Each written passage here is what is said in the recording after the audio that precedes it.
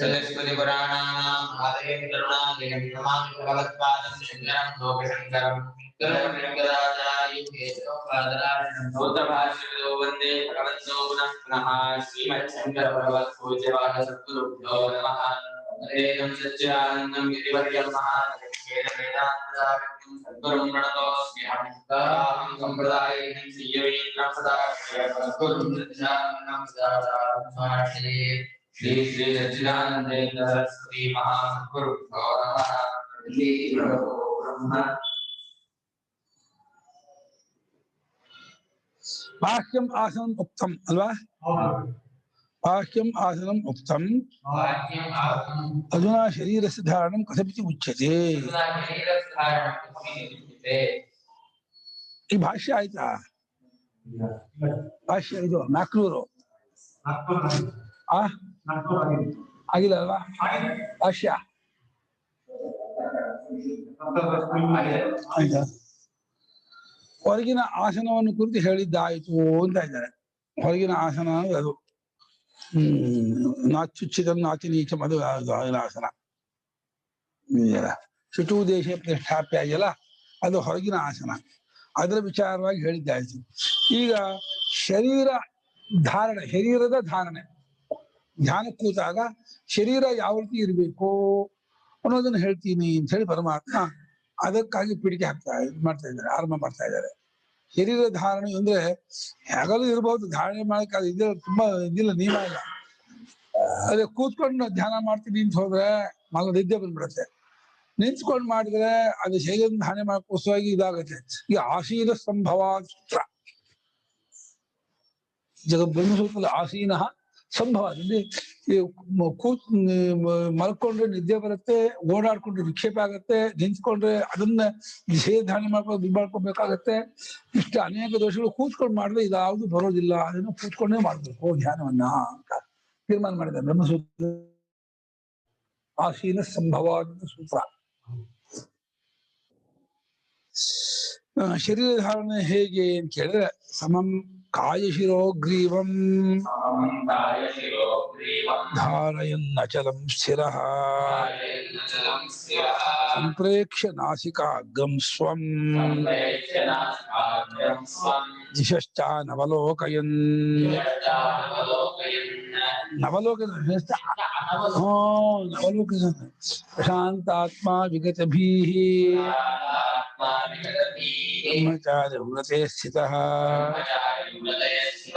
ಸಂಯಮ್ಯ ಮಚ್ಚಿತ್ತಃ ಯುಕ್ತ ಆಸೀತ ಮತ್ಪರಃ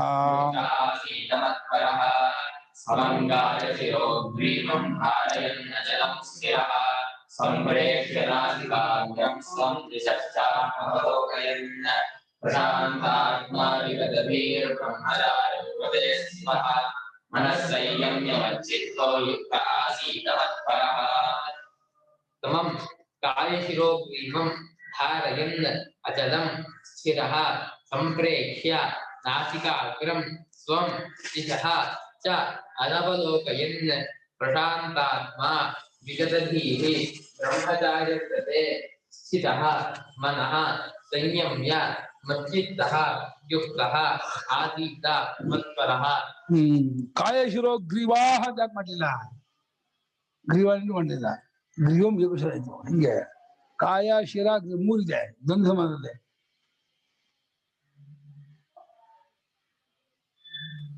ಸೂತ್ರ ಇದೆ ಪ್ರಾಣ್ಯಂಗ ಸೇನಾ ವಾದಿತ ಸೂರ್ಯಾದಿಶೋ ಸೂತ್ರ ಶರೀರಾವಯವನ್ನ ಕೂಡಿಸುವಾಗ ಅದು ಏಕಶೇಷ ಆಗುತ್ತೆ ಚಕ್ಷುಷ ಶ್ರೋತಂಚ ನಾಸಿಕಾಚ ವಾಕ್ಚ ಚಕ್ಷುಶ್ರೋತ ನಾಸಿಕ ವಾಚಂ ಅಂತ ಬಿಡುತ್ತೆ ಬರುತ್ತೆ ನಮ್ಮಲ್ಲೇ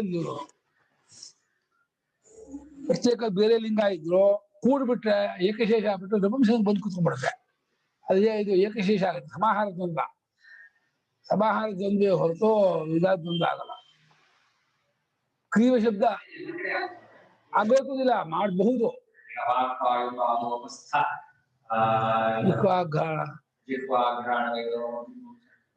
ಸಿನಿಮೆ ಅಲ್ಲ ಹಾಗೆ ಇದೆಯಲ್ಲ ಮಾಡಕ್ ಉಂಟು ಅವಕಾಶ. ಗ್ರೀವಾಹ ಕಾಯಶಿರೋ ಗ್ರೀವಾಹ ಅಂತ ಮಾಡ್ಬೋದು, ಗ್ರೀವಂ ಅಂತ ಮಾಡ್ಬೋದು. ಗ್ರೀವಾ ಗ್ರೀವೆ ಗ್ರೀವಾಹ ಗ್ರೀವಹ ಗ್ರೀವೇ ಗ್ರೀವನ ಖಿ ಗ್ರೀವ ಅಂತೆ ಊರು ಗ್ರೀವ ಪ್ಲಸ್ ಗ್ರೀವ ಹಾಗೂ ಉಂಟು ಇದೆ, ಎರಡೂ ಇದೆ. ಗ್ರೀವ ಹೈ ಗ್ರೀವ ಗ್ರೀವ ಗ್ರೀವ ಕ್ಲೀಬೆ ಇದು ಉಭಲಿಂಗ ಪುಲಿಂಗ ಸ್ತ್ರೀಲಿಂಗ ಎರಡೂ ಇದೆ ಗ್ರೀವ ಶಬ್ದ. ಸಮಾಹಾರ ಅದು ಲಿಂಗ ಆಗಿದೆ. ಕಷ್ಟ ಈ ಸಂಸ್ಕೃತ ಬಂದ್ರೆ ಲಿಂಗ ಬಹಳ ಕಷ್ಟ.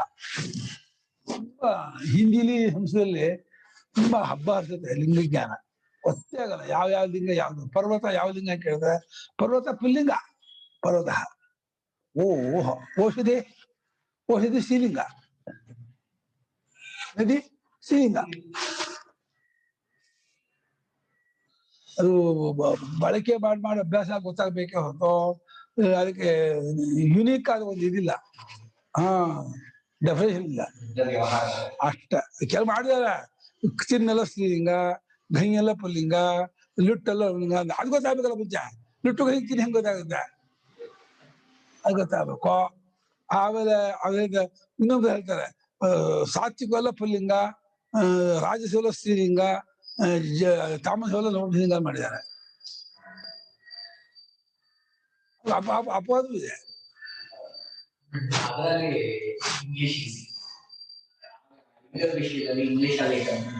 ಕನ್ನಡದಲ್ಲೂ ಆಗಲ್ಲ.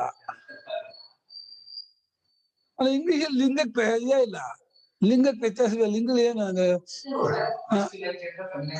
ಅಲ್ಲ, ಈ ಕ್ರಿಯಾಪದಕ್ಕೆ ವ್ಯತ್ಯಾಸ ಆಗಲ್ಲಪ್ಪ.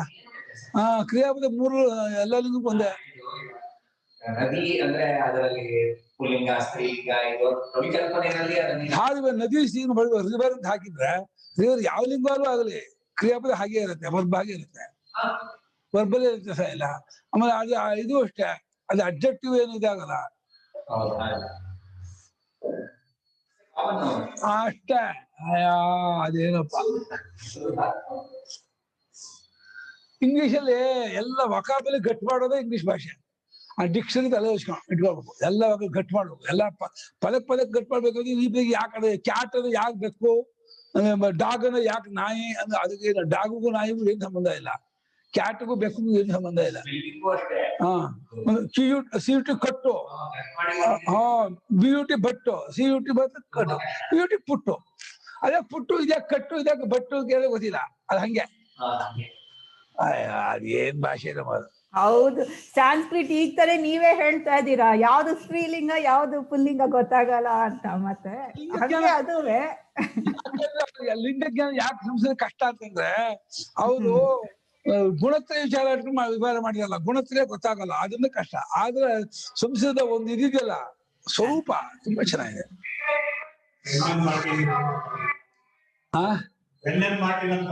ಮತ್ತೆ ಇನ್ನೊಂದಿದೆ ಅಷ್ಟಪ್ಪ ಇಲ್ಲ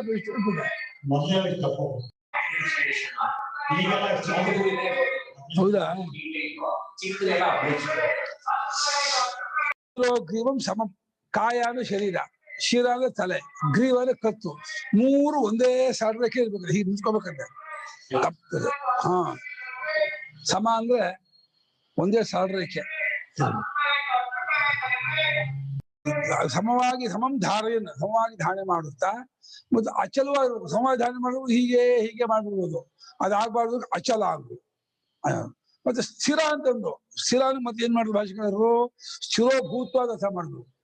ಅಲ್ಲೇ ತುಂಬಾ ಹೊತ್ತು ಇಟ್ಕೋಬೇಕು ಅಂತ. ಅಚಲವಾಗಿ ಬಹಳ ಹೊತ್ತು ಹಾಗೆ ನಿಂತ್ಕೊಳ್ಳೋದು ಸ್ಥಿರ.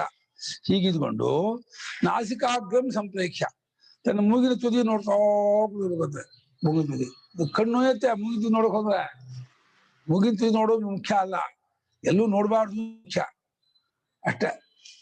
ತನ್ನ ಮೂಗಿನ ತುದಿಯನ್ನು ಕಂಡವನಾಗಿ ದಿಕ್ಕುಗಳನ್ನು ಕಾಣದೆ, ಅನವಲೋಕ ನೋಡದೆ, ದಿಕ್ಕುಗಳನ್ನ ಪೂರ್ವ ಪಶ್ಚಿಮ ದಕ್ಷಿಣ ಏನಿದೆ ಅಂತ ಅದನ್ನು ಗಮನಿಸಿದೇನೆ ಧ್ಯಾನ ಕೂತಾಗ ಸಮಾಧಾನ ಮನಸ್ಕರಾಗಿ ಮೆಲ್ಲಿಗೆ ಪ್ರಪಂಚದಿಂದ ಇಂದ್ರಿಯಗಳನ್ನೆಲ್ಲ ವಿಡ್ರಾ ಮಾಡಿಕೊಂಡು ಮನಸ್ಸನ್ನು ಒಳಮುಖವಾಗಿ ಸೇರಿಸ್ಕೊಂಡು ಹರಿಸ್ತಾ ತಾನಾದ ವಿಚಾರದಲ್ಲಿ ತೊಡಗಿಸ್ಬೇಕು. ತಾನು ಯಾರು, ತಾನು ಹೇಗಿದ್ದೀನಿ, ಯಾಕೆ ಇದನ್ನ ನಾನು ಅನ್ಕೊಂಡೆ, ನಾನು ಏಕ ಅಲ್ಲ, ಹೇಗೆ ನಾನು ಇದನ್ನ ನಾನು ಬಿಟ್ಕೊಳ್ಳಿ, ನಾನಾದ ರೂಪದಲ್ಲಿ ನಿಲ್ಲುವ ಹೇಗೆ ಅನ್ನೋದನ್ನ ಯೋಚನೆ ಮಾಡ್ತಾ ತಾನಾದ್ರೂ ಬಿಟ್ಕೊಂಡು ಹೋಗ್ಬೇಕು, ತಾನಾದ ರೂಪದಲ್ಲಿ ಉಳಿಯುವವರೆಗೂ ಬಿಟ್ಕೊಂಡು ಹೋಗ್ಬೇಕು. ಅದ್ ಮಾಡುವಾಗ ಪ್ರಶಾಂತ ಆತ್ಮ, ಪ್ರಶಾಂತವಾದ ಶಮನಗೊಂಡ ಮುಂಚೆ ನಾಮ ಜಪ ತರ ಮಾಡ್ಬೇಕು ಅಂತಾರಲ್ಲ ಗುರುಗಳೇ, ಒಂಥರ ಫೋಕಸಿಂಗ್, ಚಿತ್ತ ಏಕಾಗ್ರತೆ ಬರೋದಕ್ಕೆ ಅಲ್ವಾ? ಸೊ ಅದು ಹೆಂಗ್ ಗೊತ್ತಾಗುತ್ತೆ ಯಾವಾಗ ಚೇಂಜ್ ಮಾಡ್ಬೇಕು, ಅದು ಈಸಿ ಆಗುತ್ತಾ ಅಂತ? ಐ ಮೀನ್ ಈಗ ಒಂದೇ ಅಭ್ಯಾಸ ಆಗ್ಬಿಟ್ಟು ಅದನ್ನೇ ನಾಮ ಜಪ ಮಾಡೋದೇ ಅಭ್ಯಾಸ ಆಗ್ಬಿಟ್ಮೇಲೆ ಮೆಡಿಟೇಷನ್ ಟೆಕ್ನಿಕ್ ಚೇಂಜ್ ಮಾಡೋದು ಈಸಿ ಆಗುತ್ತಾ ಅಂತ? ಚಿತ್ತಶುದ್ಧಿ ಆದ್ಮೇಲೆ ಈ ತರ ಮಾಡ್ಬೇಕಲ್ವಾ ನೀವ್ ಹೇಳೋಂಗೆ? ಲೈಕ್ ನಾಮ ಜಪ ಮಾಡುವಾಗ್ಲೂ ವೇದಾಂತ ವಿಚಾರ ಕೇಳ್ತಿರ್ಬೇಕು, ತಿಳ್ಕೊಂಡಿರ್ಬೇಕು, ವಿಷಯ ತಿಳ್ಕೊತಾನೆ ಇರ್ಬೇಕು. ವಿಷಯ ತಿಳ್ಕೊಂಡಿದ್ದು ಅದನ್ನ ನಾಮ ಜಪ ಆದ್ಮೇಲೆ ಇಂಪ್ಲಿಮೆಂಟ್ ಮಾಡ್ಕೋಬೇಕು ಧ್ಯಾನಗಳಿಗೆ. ನಾಮ ಜಪಕ್ಕಾಗಿ ನಾಮ ಜಪ ಅಲ್ಲ, ನಾಮ ಜಪವು ಮನಸ್ಸಿನ ವಿಕ್ಷೇಪ ತಡೆಗಟ್ಟಕ್ಕೆ. ಆ ಮನಸ್ಸಿನ ವಿಕ್ಷೇಪ ನಿಂತ ಮೇಲೆ ಧ್ಯಾನ ಮಾಡೋದಕ್ಕೆ ಮತ್ತೆ ತಿಳ್ಕೊಬೇಕು, ಶಾಸ್ತ್ರದಿಂದಲೂ ಗುರುಗಳಿಂದ ತಿಳ್ಕೊಬೇಕು. ಅದನ್ನ ಮತ್ತೆ ಪ್ರಯತ್ನ ಪಡ್ಬೇಕು ಅವನು. ಅದು ಚಿತ್ತ ನಮಗ್ ಗೊತ್ತಾಗುತ್ತಾ ಅಂತ, ನಮ್ಗೆ ಚಿತ್ತ ಏಕಾಗ್ರತೆ ಆಗಿದೆ, ಈಗ ನಾಮ ಜಪ ಬಿಟ್ಟು ನಾವು ನಿಧಿಧ್ಯಾಸನ ತರ ಮಾಡೋ ಶುರು ಮಾಡ್ಬೋದು ಅಂತ ಪ್ರಾಬ್ಲಮ್ ಆಗುತ್ತೆ. ಧ್ಯಾನ ವಿಚಾರ ಹೇಳ್ತಿರುವಾಗ ಅರ್ಥವಾಗ್ತಾ ಹೋದ್ರೆ, ಅದ್ರಲ್ಲಿ ಆಸಕ್ತಿ ಬರ್ತಾ ಹೋದ್ರೆ, ಮಾಡ್ಬೇಕು ಅನ್ನಿಸ್ತಾ ಹೋದ್ರೆ, ಆಮೇಲೆ ಈ ವಿಕ್ಷೇಪಗಳಿಗೆ ಗಮನ ಇಲ್ಲ ಅಂತ ಅಂದ್ರೆ ಅವ್ ಮಾಡ್ಬೋದು, ಅವನಿಗೆ ಗೊತ್ತಾಗುತ್ತೆ. ಅಂತಃಕರಣ ಶುದ್ಧಿ ಆಗ್ತಾ ಅದಾಗುತ್ತೆ. ಅಂತಃಕರಣ ಶುದ್ಧಿ ಆಗೋದಕ್ಕೆ 4 ಅಕ್ಷರ ಹೇಳಿದ್ನಲ್ಲ ಅವತ್ತು. ಅದು ಭೋಗದ ಜುಗುಪ್ಸೆ ಬರೋದು, ಆಮೇಲೆ ಆತ್ಮ ವಿಚಾರ ಅರ್ಥವಾಗೋದು, ಮತ್ತೆ ಭಗವದ್ಭಕ್ತಿ ಬೆಳೆಯೋದು, ಏಕಾಗ್ರತೆ ಬರೋದು, ಇದೆಲ್ಲ ನಾಮಜಪ ಮಾಡಿದ್ರೆ ಚಿತ್ತ ಶುದ್ಧಿ ಆಗಿದ್ರೆ ಗುರುತು ಇದು. ಇದೆಲ್ಲ ನಾಮಜಪ ಮಾಡ್ತಾ ಮಾಡ್ತಾ 4 ಗುಣ ಬರುತ್ತೆ. ಈ 4 ಗುಣ ಬಂತು ಅಂದ್ರೆ ಅಂತರ್ಮುಖನಾಗ್ತಾನೆ. ಆಗ ನಾಮಜಪ ಬಿಟ್ಟು ನಿಧಿಧ್ಯಾಸನ ತರ ನೀವ್ ಹೇಳ್ದ ನಾನ್ ಯಾರು ಅಂತವೆಲ್ಲ ಯೋಚನೆ ಶುರು ಮಾಡಿ ಬಿಡ್ಬೇಕಂದ್ರೆ ಕ್ರಿಯೆ ಅಲ್ಲ, ಬಿಟ್ಟು ಹೋಗುತ್ತೆ. ಅದು ತಾನೇ ಬಿಟ್ಟು ಹೋಗುತ್ತೆ. ನೀವ್ ಬಿಡ್ಬೇಕು ಅಂದ್ಕೊಂಡ್ರೆ ಬಿಡಬಾರ್ದು, ಬಿಡ್ಬೇಕು ಅಂತ ಅಂದ್ಕೊಂಡ್ರೆ ನೀವ್ ಮಾಡ್ಬೇಕು ಅಂತ ಅರ್ಥ. ಬಿಟ್ಟು ಹೋಗುತ್ತೆ ಅದು. ಧ್ಯಾನ ಮಾಡುವನಿಗೆ ನಾಮಜಪ ಮಾಡೋ ಪುರ್ಸತ್ತೆ ಇರಲ್ಲ, ಹಂಗಾಗಿ ನಾಮಜಪ ಬಿಟ್ಟು ಹೋಗುತ್ತೆ. ನೀವ್ ಬಿಡ್ಬೇಕು ಅಂತ ಬಿಟ್ರೆ ಇನ್ನೇನೋ ಅನ್ಕೋಬಾರ್ದು, ತಾನೇ ಬಿಟ್ಟು ಹೋಗುತ್ತೆ. ನಾಮಜಪ ಮಾಡ್ತಾ ಮಾಡ್ತಾ ಭಗವತ್ ಪ್ರೇಮ ಬರ್ತಾ ತಾನ್ ಯಾರು ಅಂತ ಕುತೂಹಲ ಉಂಟಾಗ್ಬಿಡುತ್ತೆ, ತಿಳ್ಕೊಬೇಕು ಅನ್ನೋ ಆಸಕ್ತಿ ಹೆಚ್ಚಾಗ್ಬಿಡುತ್ತೆ. ತಾನ್ ಯಾರು ತಿಳ್ಕೊಬೇಕು ಅನ್ನೋ ಕುತೂಹಲ ಉಂಟಾಗ್ತಾ ಅದು ನಾಮಜಪ ಹೋಗ್ಬಿಡುತ್ತೆ. ದಿಕ್ಕುಗಳನ್ನು ಕಾಣದೆ ಪ್ರಶಾಂತವಾದ ಸಮಾಧಾನಗೊಂಡ ಅಂತಃಕರಣ ಉಳ್ಳವನಾಗಿ, ಮತ್ತೆ ಎಲ್ಲಿ ಕೂತಿರ್ತಾನೋ ಅಲ್ಲಿ ಭಯವಿಲ್ಲದೆ ಇದ್ದವನಾಗಿ. ಗಿರಿಗುಹಾದಿಗಳು ಇರಬೇಕು ಅಂದಲ್ಲ, ಗಿರಿಗುಹಾದಿ ಭಯ ಇದ್ಬಿಟ್ರೆ ಅದು ಧ್ಯಾನ ಮಾಡಕ್ ಆಗೋದೇ ಇಲ್ಲ. ವಿಗತ ಭಯ ರಹಿತ ಆಗ್ಬೇಕು, ಏನು ಆಗೋದಿಲ್ಲ, ಎಂಥದ್ದು ಆಗೋದಿಲ್ಲ ಅಂತ. ಆ ಸ್ವಾಮಿ ರಾಮ ಇದ್ರೆ ಆ ಗಂಗಾದಿ ಕೂತ್ಕೊಂಡಿದ್ದಂತೆ ಒಂದು ಹಾವು ಹೀಗೆ ನಿಂತ್ಕೊಂಡ್ಬಿಡ್ತಂತೆ ಅವ್ರ ಮುಂದೆ, ಒಂದ್ 2 ಮಾರ್ಕ್ ಮುಂದೆ ಹೇಳಿದ್ರು ಓಡ್ ಬಂದ್ಬಿಟ್ರಂತೆ. ಅವರು ಗುರು ಹತ್ರ ಹೇಳಿದಂತೆ ಭಯ ಆಗ್ಬಿಡ್ತು ಅಂತ. ನಿನ್ನ ಭಯ ಅದಕ್ಕೆ ಏನೋ ಇದ್ ಮಾಡ್ಸತ್ತೆ, ನೀನ್ ಸಮಾಧಾನ ಸುಮ್ಮನೆ ಕೂತಿದ್ರೆ ಅದು ಹಾಗೆ ಪಕ್ಕಕ್ಕೆ ಹೋಗ್ತಿತ್ತು, ನೀನ್ ಹೆದರ್ಕೊಂಡು ಬರಬಾರ್ದಾಗಿತ್ತು ಅಂದ್ರಂತೆ. ನೀನ್ ಹೆದಬಾರ್ದಾಗಿತ್ತು, ನಿನ್ನ ಭಯವೇ ಅದಕ್ಕೆ ಪ್ರತೀಕಾರ ಮಾಡೋ ಭಾವನೆ ಬರುತ್ತೆ. ನೀ ಭಯ ಪಡ್ಕೊಂಡು ಅದಕ್ಕೆ ಪ್ರತೀಕಾರ ಮಾಡ್ಬೇಕು ಅಂತ ಅನ್ಸೋಲ್ಲ, ನೀನ್ ಸಮಾಧಾನ ಇರ್ಬೇಕಾಗಿತ್ತು ಅಂದ್ರಂತೆ. ಅವ್ನಿಗೆ ಆಗ್ಲಿಲ್ಲ ಅಂದ್ರಂತೆ. ಅವನು ನಂಗೆ ಆಗ್ಲಿಲ್ಲ ಸಮಾಧಾನ, ನಂಗೆ ಭಯ ಹಚ್ಕೊಂಡ್ಬಿಡ್ದು ಓಡ್ ಬಂದ್ಬಿಟ್ಟೆ ಅಂತ. ಅದು ಅಭ್ಯಾಸ ಆಗ್ಬೇಕು, ಆ ಧೈರ್ಯ. ದೊಡ್ಡ ಘಟಸರ್ಪ ಒಂದ್ ಮಾರಿದ್ದಾಯ್ತಂತೆ, ಬಂದು ಈಗ ನಿಂತ್ಕೊಂಡ್ಬಿಡ್ತಂತೆ, ನಿಂತ್ಕೊಂತಂತೆ. ಅಯ್ಯಪ್ಪ ಸತ್ತ ಕ್ಯಾಟ್ನವನು ಎದ್ ಓಡ್ ಬಂದಂತೆ. ಆಮೇಲೆ ಅವರೇ ಕೂತ್ಕೊಂಡ್ರಲ್ವಾ ಗುರುಗಳೇ? ಇಲ್ಲ, ಆಮೇಲೆ ಇನ್ನೊಂದ್ ದಿವಸ ಧೈರ್ಯ ಮಾಡಿ ಪ್ರಯತ್ನ ಮಾಡಿ ಕೂತ್ಕೊಂಡೆ ಹಿಂಗಂದ್ರು. ಅನುಪಮ ಅಮ್ಮ ಎದ್ ಬಿಡ್ತಿರ್ಲಿಲ್ಲ, ಧೈರ್ಯ ಕೂತ್ಬಿಡ್ತಿದ್ರು. ಅಲ್ಲಿಗೆ ಹಾರ್ಟ್ ಸ್ಟಾಪ್ ಆಗ್ಬಿಡ್ತಿತ್ತು ಅಷ್ಟೇ ಗುರುಗಳೇ. ಅಲ್ಲ, ಬ್ರಹ್ಮಚಾರಿ ವ್ರತ ಸ್ಥಿತ. ಬ್ರಹ್ಮಚಾರಿ ವ್ರತ ಅಂದ್ರೆ ಸಮಸ್ತ ಭೋಗವನ್ನು ಕೈ ಬಿಡೋದು ವ್ರತ, ನಡವಳಿಕೆ. ಪೂರ್ತಿ ಯಾವ ಇಂದ್ರಿಯ ಭೋಗದಲ್ಲೂ ಆಸಕ್ತಿ ಇಲ್ಲ, ಸೆನ್ಸ್ ಇದೆಯಲ್ಲ ಅದಿರ್ಬಾರ್ದು. ಏನೋ ಟಿವಿ ನೋಡ್ಬೇಕು, ಸಂಗೀತ ಕೇಳ್ಬೇಕು, ಅದು ಮಾಡ್ಬೇಕು, ಇದು ಮಾಡ್ಬೇಕು ಅನ್ನೋ ಆ ಆಸಕ್ತಿ ಇದ್ರೆ ಧ್ಯಾನ ಮಾಡಕ್ಕಾಗಲ್ಲ.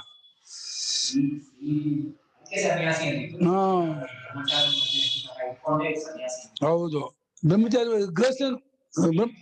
ಗೃಹಸ್ಥನಿಗೆ ಬ್ರಹ್ಮಚಾರಿ ವ್ರತ ಆಗಲ್ವಲ್ಲ, ಸ್ತ್ರೀ ಸಂಘ ಇದ್ದೇ ಇರುತ್ತಲ್ಲ. ಸ್ತ್ರೀ ಸಂಘ ಬಿಟ್ಟಿರ್ಬೇಕು ಅವನು.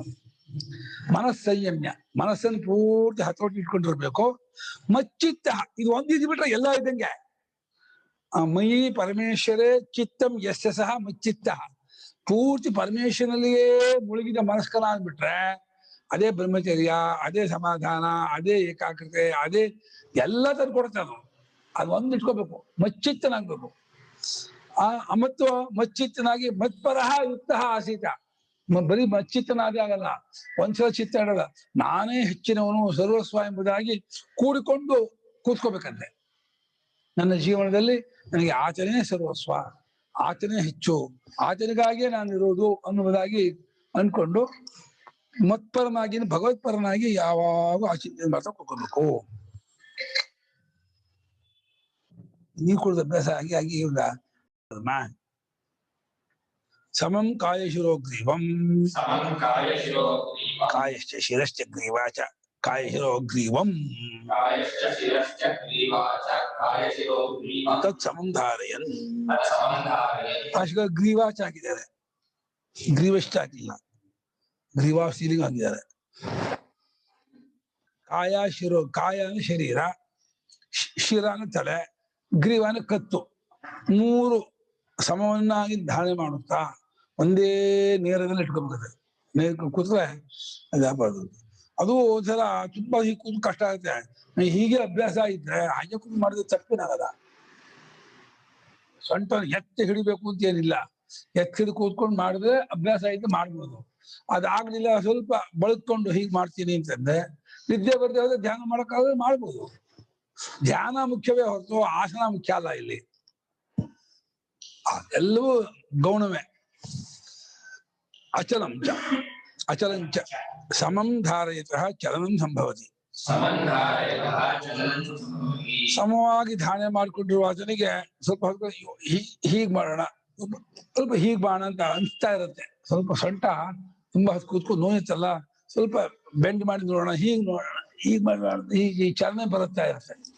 ಸಮವಾಗಿ ಧಾರಣೆ ಮಾಡ್ಕೊಂಡವನಿಗೆ ಚಲನೆ ಉಂಟಾಗುತ್ತೆ. ಅದು ಮಾಡ್ಕೋಬೇಡಿ. ಅಥವಾ ವಿಷಯದಷ್ಟು ಅಚಲ ಮಿತಿ,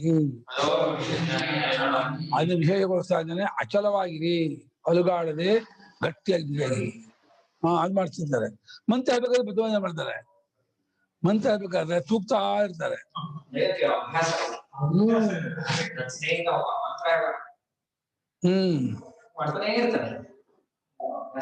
ಹೌದಾ, ಅಂತಂದ್ರೆ ಬೈತಿದ್ರು.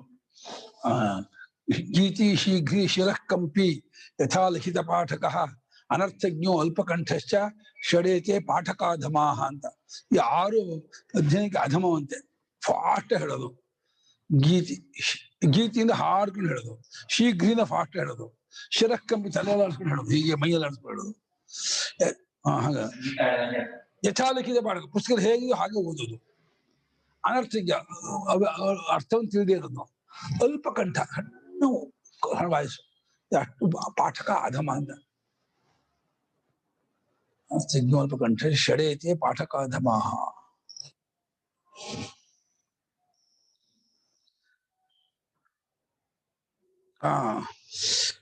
ಅಥವಾ ವಿಷಯನಷ್ಟೇ ಅಚಲಮಿದೆ, ಅದನ್ನು ವಿಶೇಷಗೊಳಿಸ್ತಾ ಇದ್ದಾನೆ. ಅಚಲವಾಗಿ ಇಟ್ಕೊಬೇಕು. ಸ್ಥಿರ ಸ್ಥಿರೋಭೂತ್ವ ಇತ್ಯರ್ಥಃ. ಅಚಲವಾಗಿದ್ದು ಅದನ್ನು ಬಹಳ ಹೊತ್ತು ಹಾಗೆ ಇರಬೇಕು ಅಂತೆ. ಅಚಲವಾದ ಮೇಲೆ ಅಚಲತ್ವವನ್ನು ಸ್ಥಿರವಾಗಿ ಇಟ್ಕೋಬೇಕಂತೆ. ಅದನ್ನ ಗಂಟೆಗಟ್ಟಲೆ ಕ್ಯಾರಿ ಮಾಡ್ಬೇಕು. ಅಚಲವಾಗಿ ಏನು ಅಲ್ಲಿ ದೂರದಿಂದ ನೋಡಿದ್ರೆ ಏನೋ ಒಂದು ಗೊಂಬೆ ಬರೆದು ಕೂತಿರ್ತಿದಾರೋ ಅನ್ಕೋಬೇಕು, ಮನುಷ್ಯ ಅಂತ ಅನ್ಕೋಬಾರ್ದು. ಅಷ್ಟು ಗೊಂಬೆ ತರಹ ಕೂತು ಬಿಡ್ಬೇಕಂತೆ. ಚಿತ್ತಾರ್ಪಿತಾರಂಭ ಇವಾವತಸ್ಥೆ ಅಂತ ಕಾಳಿದಾಸ ಹೇಳ್ತಾನೆ. ದಿಲೀಪ ಸಿಂಹಕ್ಕೆ ಹೊಡಿಬೇಕು ಅಂತ ಹೇಳಿ ಬಾಣ ಹೂಡಿದಾನೆ, ಮಾಡಿದಾನೆ, ಎಳ್ದಿದ್ದಾನೆ, ಕೈ ಇದೆಲ್ಲ ಹಂಗೆ ನಿಂತೇ ಬಿಡ್ತು, ಇದಾಗ್ಬಿಡ್ತು. ಅಲ್ಲಂದ್ರೆ ಸ್ಟಂಟ್, ಅದೇನಂತಾರೆ ಪ್ಯಾರಾಲಿಸಿಸ್ ಆಗ್ಬಿಡ್ತು. ಕೈ ಬಿಡಕ್ಕಾಗ್ತಿಲ್ಲ, ಬಾಣ ಬಿಡಕ್ಕಾಗ್ತಿಲ್ಲ. ಹಾಗಂತ ಸಂಮೋಹನ ಸ್ಥಿತಿ ಇದಾಗ್ಬಿಡ್ತು, ಹಿಡ್ಕೊಂಡ್ಬಿಡ್ತು ಎಲ್ಲವೇ. ಅಲಮ್ಮಹಿ ಪಾಲತವ ಶ್ರವೇಣ ಪ್ರಯುಕ್ತಮಪ್ಯಸ್ತಮಿತೋ ವೃಥಾ ಸ್ಯಾತ್ ನಪಾದಪೋನ್ಮೂಲನ ಶಕ್ತಿರಮ್ಮ ಶಿಲೋಚ್ಛಯೇ ಮುಚ್ಚತಿ ಮಾರುತಸ್ಯ. ಸಾಕು ಕಣ ನಿನ್ ಸಾಮರ್ಥ್ಯ, ಬಹಳ ಶೂರ ವೀರ ಗೊತ್ತು ಕಣ, ಸುಮ್ಕಿರೋ. ಗಾಳಿ ಮರ ಬೀಳಿಸ್ಬೋದು, ಬೆಟ್ಟ ಬೀಳಿಸತ್ತಾನೋ? ಗಾಳಿ ಮರ ಬೀಳಿಸ್ಬೋದು, ಇನ್ನು ಬೆಟ್ಟ ಏನ್ ಮಾಡುತ್ತೆ? ಹಾಗೆ ಪ್ರಯುಕ್ತಮವಿ ನೀ ಅಕಸ್ಮಾತ್ ಹೊಡೆದಿದ್ದೆ ಅಂತ ಇಟ್ಕೋ, ಹೊಡೆದಿದ್ದು ನಂಗೇನು ಆಗ್ತಿರ್ಲಿಲ್ಲ. ಯಾಕೆಂದ್ರೆ ಕೈಲಾಸ ಗೋರಂ ವೃಷಮಾರುಕ್ಷೋ ಪಾದಾತ್ಮನಾನುಗ್ರಹ ಪೂತ ಪೃಷ್ಠ ಅವೇಹಿಮಾಂ ಕಿಂಕರಮಷ್ಟಮೂರ್ತಿ ಕುಂಭೋದರ ನಾಮ ನಿಕುಂಭಮಿತ್ರ. ನನ್ನ ಮೇಲೆ ಶಿವ ಕಾಲಿಟ್ಟು ಹತ್ತಾ ಇದ್ದ. ಆ ಮೋಕ್ಷ ಹತ್ಬೇಕಾದ್ರೆ ಎತ್ತು ತುಂಬಾ ಎತ್ತರ ಇತ್ತು, ಒಂದೇ ಸಲ ಹತ್ತಕ್ ಆಗ್ತಿರ್ಲಿಲ್ಲ, ಒಂದು ಸ್ಟೆಪ್ ಬೇಕಾಗಿತ್ತು. ಅದಕ್ಕೋಸ್ಕರ ಕುಂಭೋದರ ಈ ಬಾ ನಿಂತಿದ್ದ. ನನ್ನ ಹೆಸರು ಕುಂಭೋದರ ಅಂತ. ನಾನು ಬಂದು ಅಲ್ಲಿ ಎತ್ತು ಪಕ್ಕ ನಿಂತ್ಕೊಂಡೆ. ನನ್ನ ಮೇಲೆ ಒಂದು ಕಾಲಿಟ್ಟು ಶಿವ ಅದ್ರ ಮೇಲೆ ಹತ್ತಾ ಇದ್ದ. ಅಂಥ ಬೆನ್ನು. ಇದಕ್ಕೆ ಹೊಡಿತೀಯ ನೀನು ಬಾಣನ? ಇದಕ್ಕೆ ತಾಕತ್ತೆ ಅನ್ಕೊಂಡಿದ್ಯಾ ನೀನು? ಇದಕ್ಕೆ ಹೊಡೆಯಕ್ಕಾಗತ್ತೆ ಅನ್ಕೊಂಡಿದ್ಯಾ?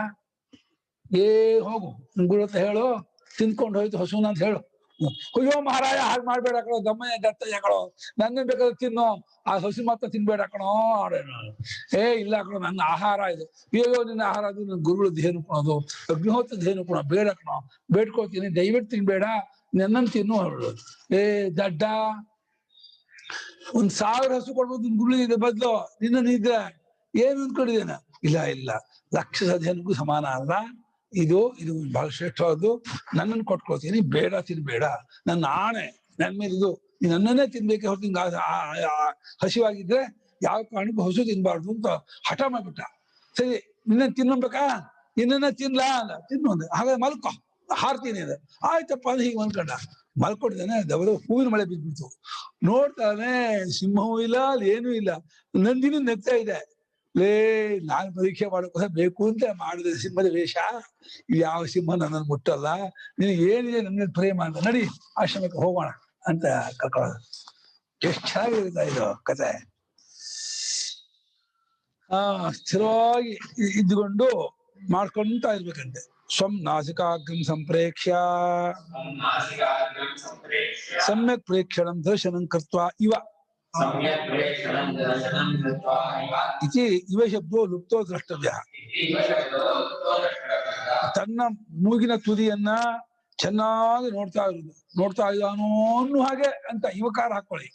ಯಾಕಂದ್ರೆ ಮೂಗಿನ ತುದಿ ನೋಡೋದ್ರಲ್ಲಿ ವಿಧಿಸ್ತಾ ಇಲ್ಲ, ಮೂಗಿನ ತುದಿ ನೋಡ್ತಾ ಇದ್ದಾನೋ ಅನ್ನೋ ಹಾಗೆ ಅಂತ ಹೇಳಿ ಇವಕಾರವನ್ನು ಇಲ್ಲಿ ಹಾಕೊಳ್ಳಿ. ಇವಕಾರ ಇಲ್ಲಿ ಲುಪ್ತವಾಗಿದೆ ಅಂತ ಅನ್ಕೊಳ್ಳಿ. ಯಾಕೆಂದ್ರೆ ಮೂಗಿನ ತುದಿ ನೋಡೋದ್ರಲ್ಲಿ ಏನು ತಾತ್ಪರ್ಯ ಇಲ್ಲ, ಭಗವಂತನಿಗೆ ವಿಶೇಷವೂ ಇಲ್ಲ, ಅದನ್ನ ನೋಡಿ ಏನು ಆಗ್ಬೇಕಾಗಿಲ್ಲ. ಯುವ ಶಬ್ದ, ಅಲ್ಲಿ ಯುವ ಶಬ್ದವನ್ನ ಲುಪ್ತವಾಗಿದೆ ಎಂದು ಕಂಡುಕೋಬೇಕು. ನಹೀನ ಸ್ವನಾಸಿಕಾಗ್ರ ಸಂಪ್ರೇಕ್ಷಣಂ ವಿಧಿಷ್ಠಿತಂ ಕಿಂತರ್ಹಿ ಚಕ್ಷುಷೋ ದೃಷ್ಟಿ ಸನ್ನಿಪಾತ.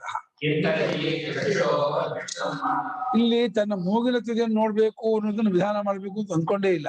ಅದು ವಿಧಾನ ಮಾಡ್ಬೇಕು ಇಷ್ಟಪಟ್ಟದ್ದಾದ ವಿಷಯವಲ್ಲ.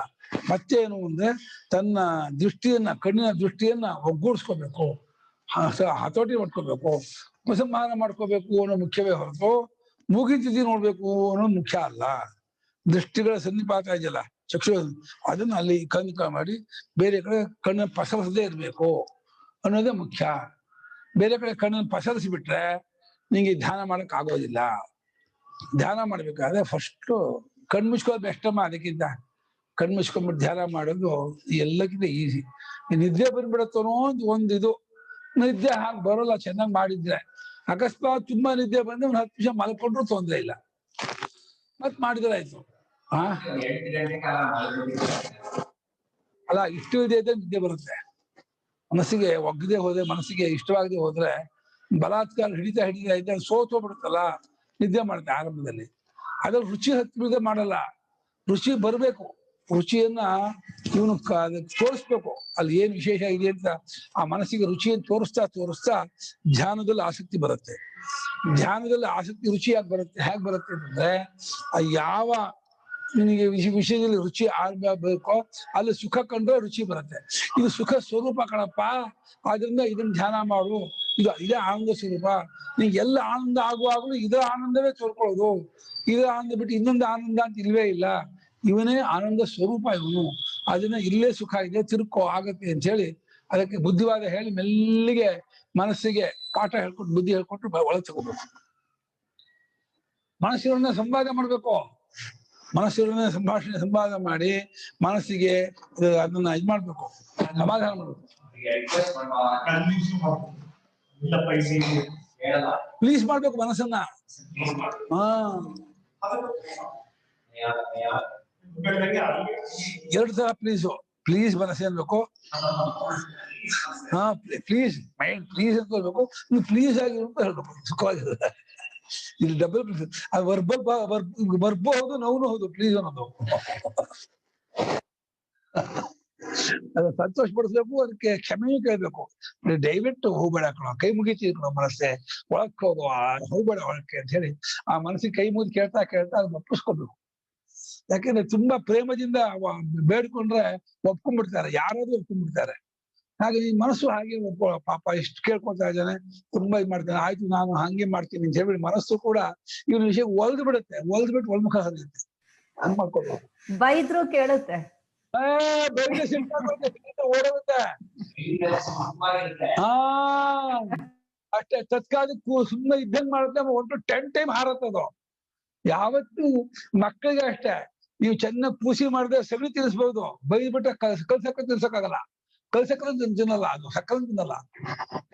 ಪೂಸಿ ಮಾಡ್ಬೇಕು, ಸಮಾಧಾನ ಮಾಡ್ಬೇಕು, ಅವಾಗ ಒಳಕ್ ಹೋಗುತ್ತೆ. ಪಾಠ ಓದ್ಕೋತಾರೆ, ಜಾಣ ಆಗ್ತಾರೆ, ಎಲ್ಲ ಆಗ್ತಾರೆ. ಹೊಡೆದು ಮಾಡಿದ್ರೆ ಜಾಣ ಆಗಲ್ಲ ಅವರು. ನಹಿ ಸ್ವನಾಸಿಕಾಗ್ರ ಸಂಪ್ರೇಕ್ಷಣಂ ಝವೇತ್ಸಿದಂ ಕಿಂತು ಆಯ್ತಲ್ಲ ನಚ ಅಂತಃಕರಣ ಸಮಾಧಾನಾಪೇಕ್ಷೋ ವಿವಕ್ಷಿತಃ ಸಚ.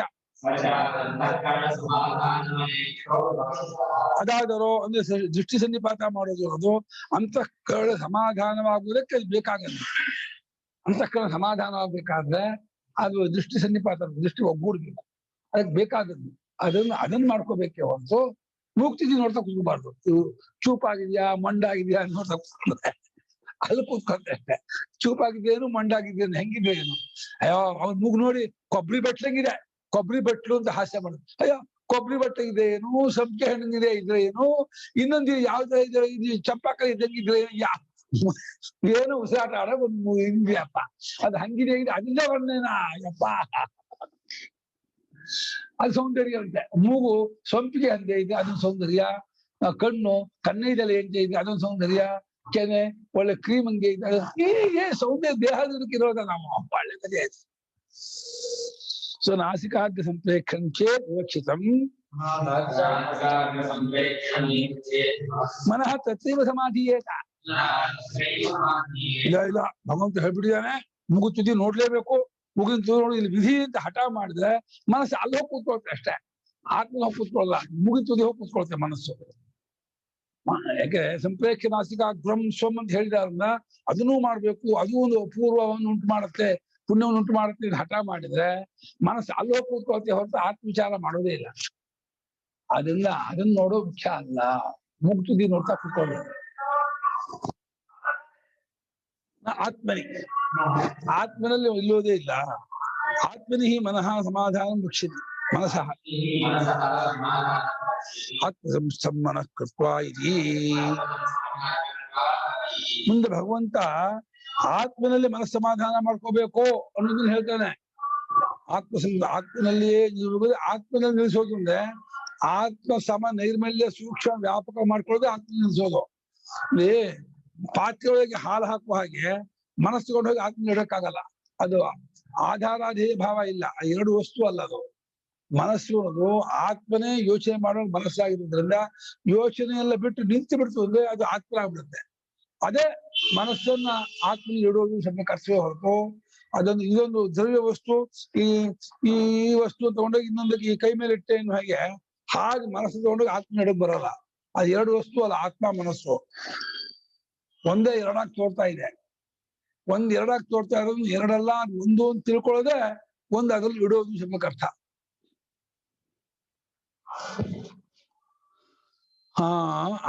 ತಸ್ಮಾತ್ ಇವ ಶಬ್ದ ಲೋಪೇನ ಅಕ್ಷ್ಣೋ ದೃಷ್ಟಿ ಸನ್ನಿಪಾತ ಏವ ಸಂಪ್ರೇಕ್ಷ ಇತ್ಯುಚ್ಯತೆ.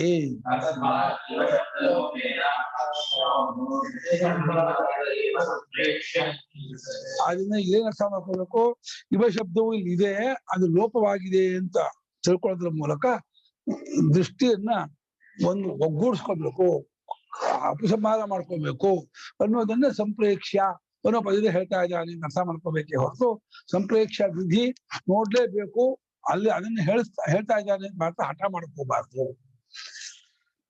ದಿಶಶ್ಚ ಅನುಭವ ಕೂಡ ದಿಶಾಂಚ ಅವಲೋಕನಂ ಅಂತರ ಅಕುರ್ವನ್ ಇತ್ಯೇತದ್.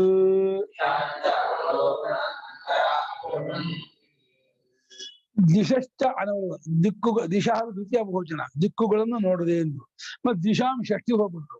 ಯಾಕೆ ಮಾಡುದು ಷಷ್ಠಿಗೆ? ಷಷ್ಠಿ ಯಾಕೆ ಹೋದ ಹೇಳೋ? ಅಲ್ಲ ಅವಲೋಕನ ಅಂತ ಹಾಕುದಲ್ಲ, ಅಲ್ಲಿಟ್ಟು ಅದಕ್ಕೆ ಷಷ್ಠಿ ಬರ್ಬೇಕು. ಅವಲೋಕನ ಲಿಟ್ಟು ಪ್ರತ್ಯಯ, ನೋಡುವಿಕೆ ಅಂತ, ದಿಕ್ಕುಗಳ ನೋಡುವಿಕೆ ಅರ್ಥ. ಅದನ್ನು ಮಾಡಬಾರದು.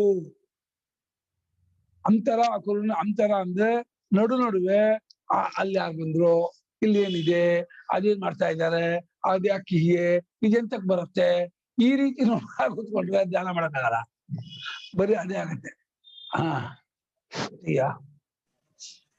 ಗುರುಗಳೇ, ಈಗ ಪಟಾಂಜಲಿ ಯೋಗ ಸೂತ್ರದ ಸಮಾಧಿ ಬೇರೆ, ನಮ್ದು ಅದ್ವೈತದ ಸಮಾಧಿ ಬೇರೆ ಅಂತಾರಲ್ವಾ? ಅದ್ ಅರ್ಥ ಆಯ್ತು ನಂಗೆ, ಡಿಫ್ರೆನ್ಸ್ ಸ್ವಲ್ಪ ತನಕ ಅರ್ಥ ಆಯ್ತು. ಆದ್ರೆ ಯಾತಕ್ ಹಂಗೆ ಅಂತ ಅಂದ್ರೆ, ಈಗ ಪಟಾಂಜಲಿ ಯೋಗ ಸೂತ್ರದಲ್ಲಿ ಬರೋ ಸಮಾಧಿಯಲ್ಲೂ ಆತ್ಮ ಕಾಣುತ್ತೆ, ಆ ಸ್ಟೇಟ್ಗೆ ಹೋಗ್ತಾರೆ, ಬಟ್ ಅದು ಜೀವ ಭಾವ ಹೋಗಿರಲ್ಲ. ಅದು ಮೀನಿಂಗ್ ಕರೆಕ್ಟಾ? ಕರೆಕ್ಟ್. ಅಲ್ಲಿ ಜ್ಞಾನ ಪ್ರಧಾನ ಅಲ್ಲ, ಅಲ್ಲಿ ಕ್ರಿಯೆ ಪ್ರಧಾನ. ನಮ್ಮಲ್ಲಿ ಜ್ಞಾನ ಪ್ರಧಾನ. ಅಲ್ಲಿ ಜ್ಞಾನದಿಂದ ಹೋಗುತ್ತೆ ಹೊರತು ಕ್ರಿಯೆಯಿಂದ ಅಜ್ಞಾನ ಹೋಗಲ್ಲ. ಅದು ಕ್ರಿಯೆ ಸಪ್ರೆಸ್ ಮಾಡಿ ಮನಸ್ಸನ್ನ ಆತ್ಮ ನಿಲ್ಲಿಸ್ತಾರೆ. ನಾವು ವಿವೇಕದಿಂದ ಮನಸ್ಸಿಲ್ಲ ಅಂತ ತಿಳ್ಕೊಳ್ತೀವಿ. ಹಾವು ಕಾಣ್ತಾ ಇದ್ರೆ ಅದು ಹಾವಲ್ಲ, ಹಗ್ಗ ಅಂತ ತಿಳ್ಕೊಳ್ಳೋ ಹಾಗೇನೆ ಮನಸ್ಸು ಇರುವಾಗಲೇ ಅದು ಮನಸ್ಸಲ್ಲ, ಆತ್ಮ ತಿಳ್ಕೊಳ್ಳೋದು, ಆತ್ಮನಲ್ಲಿ ಇಡೋದು. ಅವ್ರು ಹಾಗಲ್ಲ, ಮನೋವೃತ್ತಿಯನ್ನು ನಾಶ ಮಾಡ್ತಾರೆ, ಮನೋವೃತ್ತಿಯನ್ನು ಅಳಿಸ್ತಾರೆ. ಅಳಿಸ್ಬಿಟ್ಟು ಆತ್ಮನ ಅಡಗಿಸೋದು ಅಂತ ಒಂದು ಪ್ರಯತ್ನ ಅಂತಾರೆ. ಅದು ಆ ಪ್ರಯತ್ನ ಅಡಗತ್ತೆ. ಅದು ಅಡಗಿದರೆ ಬಾಧೆ ಆಗಲ್ಲ ಮನಸ್ಸು. ಆದ್ರೆ ಆತ್ಮ ತೋರ್ಕೊಳ್ಳುತ್ತೆ, ಅಲ್ಲೂ ತೋರ್ಕೊಳ್ಳುತ್ತೆ ಆತ್ಮ. ತೋರ್ಕೊಳ್ಬೇಕು ಅಪೇಕ್ಷೆ ಇಲ್ವಲ್ಲ ಅದಕ್ಕೆ? ಅಪೇಕ್ಷೆ ಇಲ್ಲ, ಅಪೇಕ್ಷೆ ಇದ್ಮೇಲೆ ತೋರ್ಕೊಳ್ಳೋದು. ಆತ್ಮ ಯಾವಾಗೂ ತೋರ್ತಾ ಇರೋನೆ. ಅದೇ ಗೊತ್ತಾಯ್ತು. ಅದೇ ಕಂಡ್ಕೋಬೇಕು ಇಂಟೆನ್ಷನ್ ಇಲ್ವಾದ್ರಿಂದ ಅವ್ರಿಗೆ ಗೊತ್ತಾಗೋಲ್ಲ. ಇಂಟೆನ್ಷನ್, ಅವ್ರ ಇಂಟೆನ್ಷನ್ ಏನು ಗುರುಗಳೇ? ಅದೇ ಇಂಟೆನ್ಷನ್ ಅಲ್ವಾ ಅವ್ರದ್ದು? ತಪಸ್ಸಾಗ ಅಡಗಿರೋದೆ ಸಮಾಧಿಯಲ್ಲಿ. ಅದನ್ನೇ ಕ್ಯಾರಿ ಮಾಡ್ಬೇಕು. ಸಮಾಧಿಯಲ್ಲಿ ಗಂಟೆಗಟ್ಟಲೆ ದಿನಗಟ್ಟಲೆ ಇರ್ಬೇಕು ಅಂತ ಅವರು. ಅದು ಸುಖ ಆಗತ್ತೆ, ಅದು ಮನಸ್ಸು ಶಕ್ತಿಯೂ ಬರುತ್ತೆ, ಅದು ಬೇರೆ. ಆದ್ರೆ ಜೀವ ಭಾವ ಅನ್ನೋದು ಹೋಗಲ್ಲ, ಜೀವ ಭಾವ ಹೋಗಲ್ಲ. ಕರೆಕ್ಟ್, ಜೀವ ಭಾವ ಹೋಗಲ್ಲ, ಪರಮಾತ್ಮ ಬಯದು ಹೋಗಲ್ಲ, ನಾನು ಹೋಗಲ್ಲ, ಜ್ಞಾನ ಆಗಲ್ಲ ಅವರಿಗೆ. ಆ ಜ್ಞಾನ ಪ್ರಯತ್ನ ಪಟ್ರೆ ಅನುಕೂಲ ಆಗತ್ತೆ ಅವರಿಗೆ. ಜ್ಞಾನ ಪ್ರಯತ್ನ ಪಡಕ್ ಬರೋಲ್ಲ ಅವರು.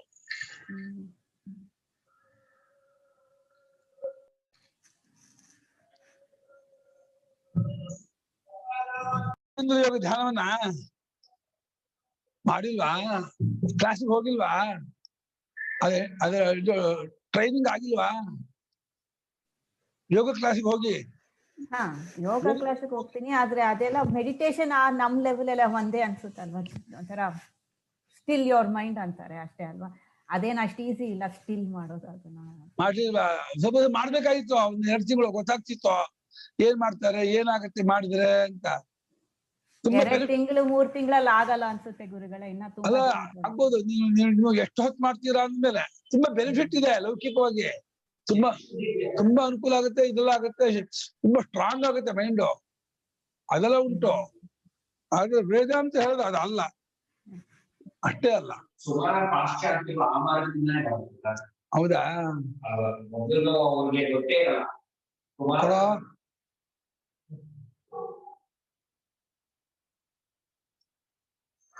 ಸುಮಾರು ಪಾಶ್ಚಾತ್ಯರು ಆ ಮಾರ್ಗದಿಂದಾನೇ ಮೊದಲು ಬರೋದು. ಅವ್ರಿಗೆ ಮೆಡಿಟೇಷನ್ ಅಂದ್ರೆ ಈ ವೇದಾಂತದ ಮೆಡಿಟೇಷನ್ ಗೊತ್ತೇ ಇರಲ್ಲ ಫಸ್ಟ್.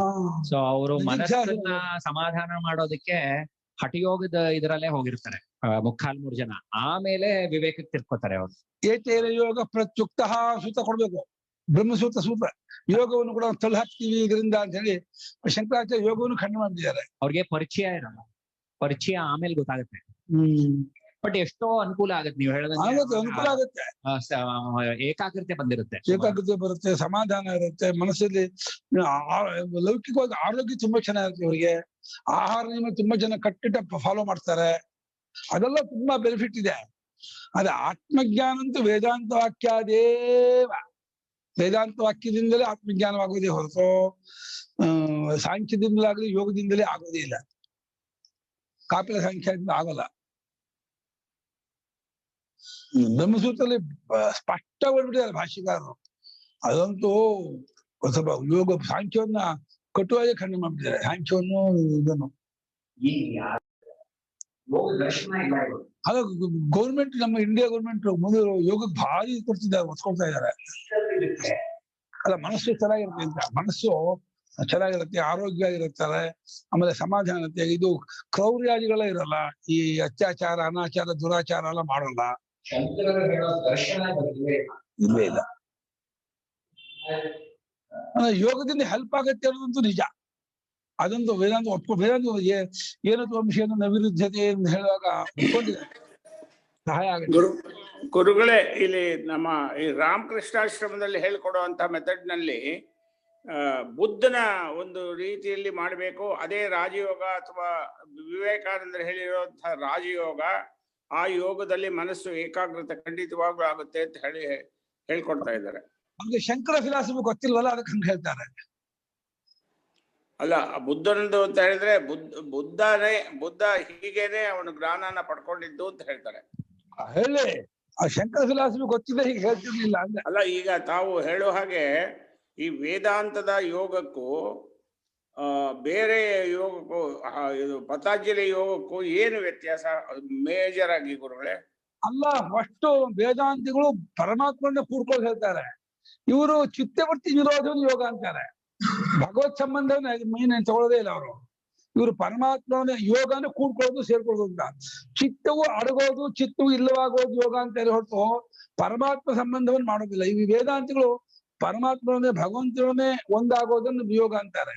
ಅಲ್ಲ, ಚಿತ್ತವೃತ್ತಿ ಅಂದ್ರೆ ಮನಸ್ಸು ಪರಿಶುದ್ಧ ಆಗ್ತಾ ಆಗ್ತಾ ಆಗ್ತಾ ತಾನಾಗೆ ಆಗುತ್ತೆ ಜ್ಞಾನ ಅಂತ ಹೇಳೋದಕ್ಕೂ ಮನಸ್ಸನ್ನ ಪರಿಶುದ್ಧತೆ ಮಾಡಿಕೊಳ್ಳುವಂತ ಒಂದು ಮೆಥಡ್ ಹೇಳಕ್ಕೂ ಏನ್ ವ್ಯತ್ಯಾಸ ಆಗುತ್ತೆ ಗುರುಗಳೇ? ಅಲ್ಲಪ್ಪ, ಮನಸ್ಸನ್ನೇ ಇದು ಮಾಡ್ತಾರೆ, ಸಪ್ರೆಸ್ ಮಾಡ್ತಾರೆ, ಮನಸ್ಸನ್ನು ಅಡಗಿಸ್ತಾರೆ. ಅಲ್ಲ, ಯಾವ ರೀತಿನಲ್ಲಾಗ್ಲಿ ಅದರಲ್ಲಿ ಮನಸ್ಸು ಏಕಾಗ್ರತೆ ಆದ ಕೂಡಲೇ ಜ್ಞಾನ ತಾನಾಗಿ ಒಳಗಡೆಯಿಂದ ಎತ್ಕೋಬೇಕಲ್ಲ. ಅಡಗಲ್ಲ, ನಮ್ಮಲ್ಲಿ ಮನಸ್ಸು ಅಡಗಲ್ಲ. ಮನಸ್ಸು ಆತ್ಮನೇ ಮನಸ್ಸಾಗಿ ಕೊಟ್ಟಿದ್ದಾನೆ ಅಂತೇಳಿ ವಿವೇಕದಿಂದ ಮನಸ್ಸು ಬಾಧಿತವಾಗತ್ತೆ. ಅವರಲ್ಲಿ ಮನಸ್ಸು ಬಾಧಿತವಾಗೋದಿಲ್ಲ. ಆ ಮನಸ್ಸು ಸಪ್ರೆಸ್ ಆಗಿ ಇದಾಗತ್ತೆ. ಒಂದಷ್ಟು ಕೆಲಸ ಮಾಡಿದ್ರೆ ನಿಲ್ಲತ್ತೆ ಅದು ಅವರಲ್ಲಿ. ವ್ಯಾಪಾರ ರಹಿತವಾಗಿ ನಿಲ್ಲೋದು. ನಮ್ಮಲ್ಲಿ ವ್ಯಾಪಾರವಾಗಿ ರಹಿತವಾಗಿ ನಿಲ್ಲೋದು ಪ್ರಯತ್ನ ಪಡಿಸಲ್ಲ. ವ್ಯಾಪಾರ ಮಾಡ್ಲಿ ನಿಲ್ಲಿ, ಯಾವಾಗ್ಲೂ ಆತ್ಮಗಿಂತ ಬೇರೆ ಎಲ್ಲ ಪರಮಾತ್ಮನೇ ಇದ್ರ ತತ್ವ ತಿರುಳು ಅಂತ ತಗೋತಾನೆ. ಹೇಗೆ ಮಂಜುಗಡ್ಡೆ ಗುಳ್ಳೆ ಅಲೆ ತತ್ವ ನೀರೇನೋ, ಅದೇ ರೀತಿ ಮನಸ್ಸು ಬುದ್ಧಿ ಅಹಂಕಾರ ಎಲ್ಲ ತತ್ವ ಆತ್ಮನೇ ತಿಳ್ಕೊಳ್ಳೋದು. ನಮ್ಮಲ್ಲಿ ಜ್ಞಾನ ಪ್ರಾಧಾನ್ಯತೆ, ಅವರಲ್ಲಿ ಕ್ರಿಯಾ ಪ್ರಾಧಾನ್ಯತೆ ತುಂಬಾ ವ್ಯತ್ಯಾಸ ಇದೆ. ಅವ್ರಿಗೆ ಜ್ಞಾನ ಪ್ರಾಧಾನ್ಯ ಕೊಡೋದು ವಸಲಕ್ಷ್ಮಿ ತಕೊಳ್ಳಿಯಮ್ಮ. ಗುರುಗಳೇ, ವೇದಾಂತದಿಂದ ಬಾಧೆ ಆಗದು ಅಲ್ವಾ? ಅಲ್ಲ, ಜ್ಞಾನ ಈಗ ವೇದಾಂತ ಪ್ರಕ್ರಿಯೆಯಿಂದ ಬಾಧೆ ಆಗತ್ತೆ, ಅದು ವಾಪಸ್ ಬರಲ್ಲ. ಅಲ್ಲ, ಈ ವೇದಾಂತ ಕಡೆಯಿಂದ ಮನಸ್ಸು ಬಾಧೆ ಆದ್ರೆ ವಾಪಸ್ ಬರಲ್ಲ. ಅದರಲ್ಲಿ ಅದು ಹಿಡಿದಿಟ್ಟು ಮಾಡೋದ್ರಿಂದ ವಾಪಸ್ ಬರುತ್ತೆ ಅದು ಅಂತಲ್ವಾ? ಅವ್ರು ದ್ವೈತಿಗಳೇ, ಅವರು ಸಾಂಖ್ಯರು ಯೋಗಿಗಳು ದ್ವೈತಿಗಳೇ. ಅವ್ರ ಮನಸ್ಸು ಬಾಧೆ, ಅವ್ರು ಮತ್ತೆ ಸಮಾಜದಿಂದ ಬಂದ್ಮೇಲೆ ಅಜ್ಞರಂತೆ ಎಲ್ಲರಂತೆ ವಾಪಸ್ ಬರುತ್ತೆ ಅದು. ಹೌದು, ವಾಪಸ್ ಬರುತ್ತೆ. ಸತ್ಯತ್ವ ಇದು ಆಗದು, ಅದ್ ಮಾಡೋದು ಅಷ್ಟೇ. ವೇದಾಂತದಿಂದ ತಾನಾಗಿ ಆಗದು, ಅದು ಮಾಡೋದು ಫೋರ್ಸ್ ಆಗಿ. ಕರೆಕ್ಟ್, ಹೌದು, ಆ ಕರೆಕ್ಟ್ ಹೇಳಿದ್ ನಿಜ. ಹೌದು, ಜ್ಞಾನ ಪ್ರಧಾನ, ಇಲ್ಲಿ ವಿವೇಕ ಜ್ಞಾನ ಪ್ರಧಾನ, ಅವರಲ್ಲಿ ಕ್ರಿಯೆ ಪ್ರಧಾನ. ಆಮೇಲೆ ಅವರಲ್ಲಿ ಏನ್ ಮಾಡುದು, ಪ್ರಪಂಚ ಸುಳ್ಳಾಗೋಲ್ಲ. ಅಷ್ಟೊತ್ತಿರಲ್ಲ ಅಷ್ಟೇ. ನಿದ್ದೆ ಮಾಡ್ತಾ ಇದ್ದಾಗ ಹೇಗಿರಲ್ವೋ ಹಾಗಿರಲ್ಲ. ಆತರ ಸುಷುಪ್ತಿಲಿದ್ದಾಗ ಇರಲ್ವಲ್ಲ, ಆ ರೀತಿ ಇರಲ್ಲ.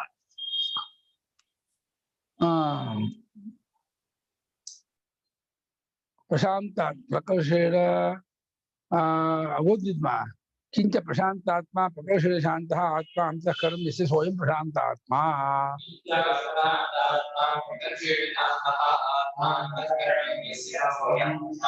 ಮತ್ತು ಪ್ರಶಾಂತಾತ್ಮನು ಅಂದ್ರೆ ಇಲ್ಲಿ ಪ್ರಾಣ ಉಪಸರ್ಗ ಹೆಚ್ಚಾಗಿ ಶಾಂತವಾದ ತಿಳಿಯಾದ ಅಂತಃಕರಣವು ಯಾವಾತನಿಗೋ ಆತನು ಪ್ರಶಾಂತಾತ್ಮನು. ಪೂರ್ತಿ ಆತ್ಮ ಸಮ ನೈರ್ಮಲ್ಯ, ಆತ್ಮ ಸಮ ಸೂಕ್ಷ್ಮ, ಆತ್ಮದ ವ್ಯಾಪಕವಾಗಿ ಪೂರ್ತಿ ಅನಾತ್ಮ ಸಂಬಂಧ ಕಲ್ಸ್ಕೊಂಡ್ಬಿಡುತ್ತೆ.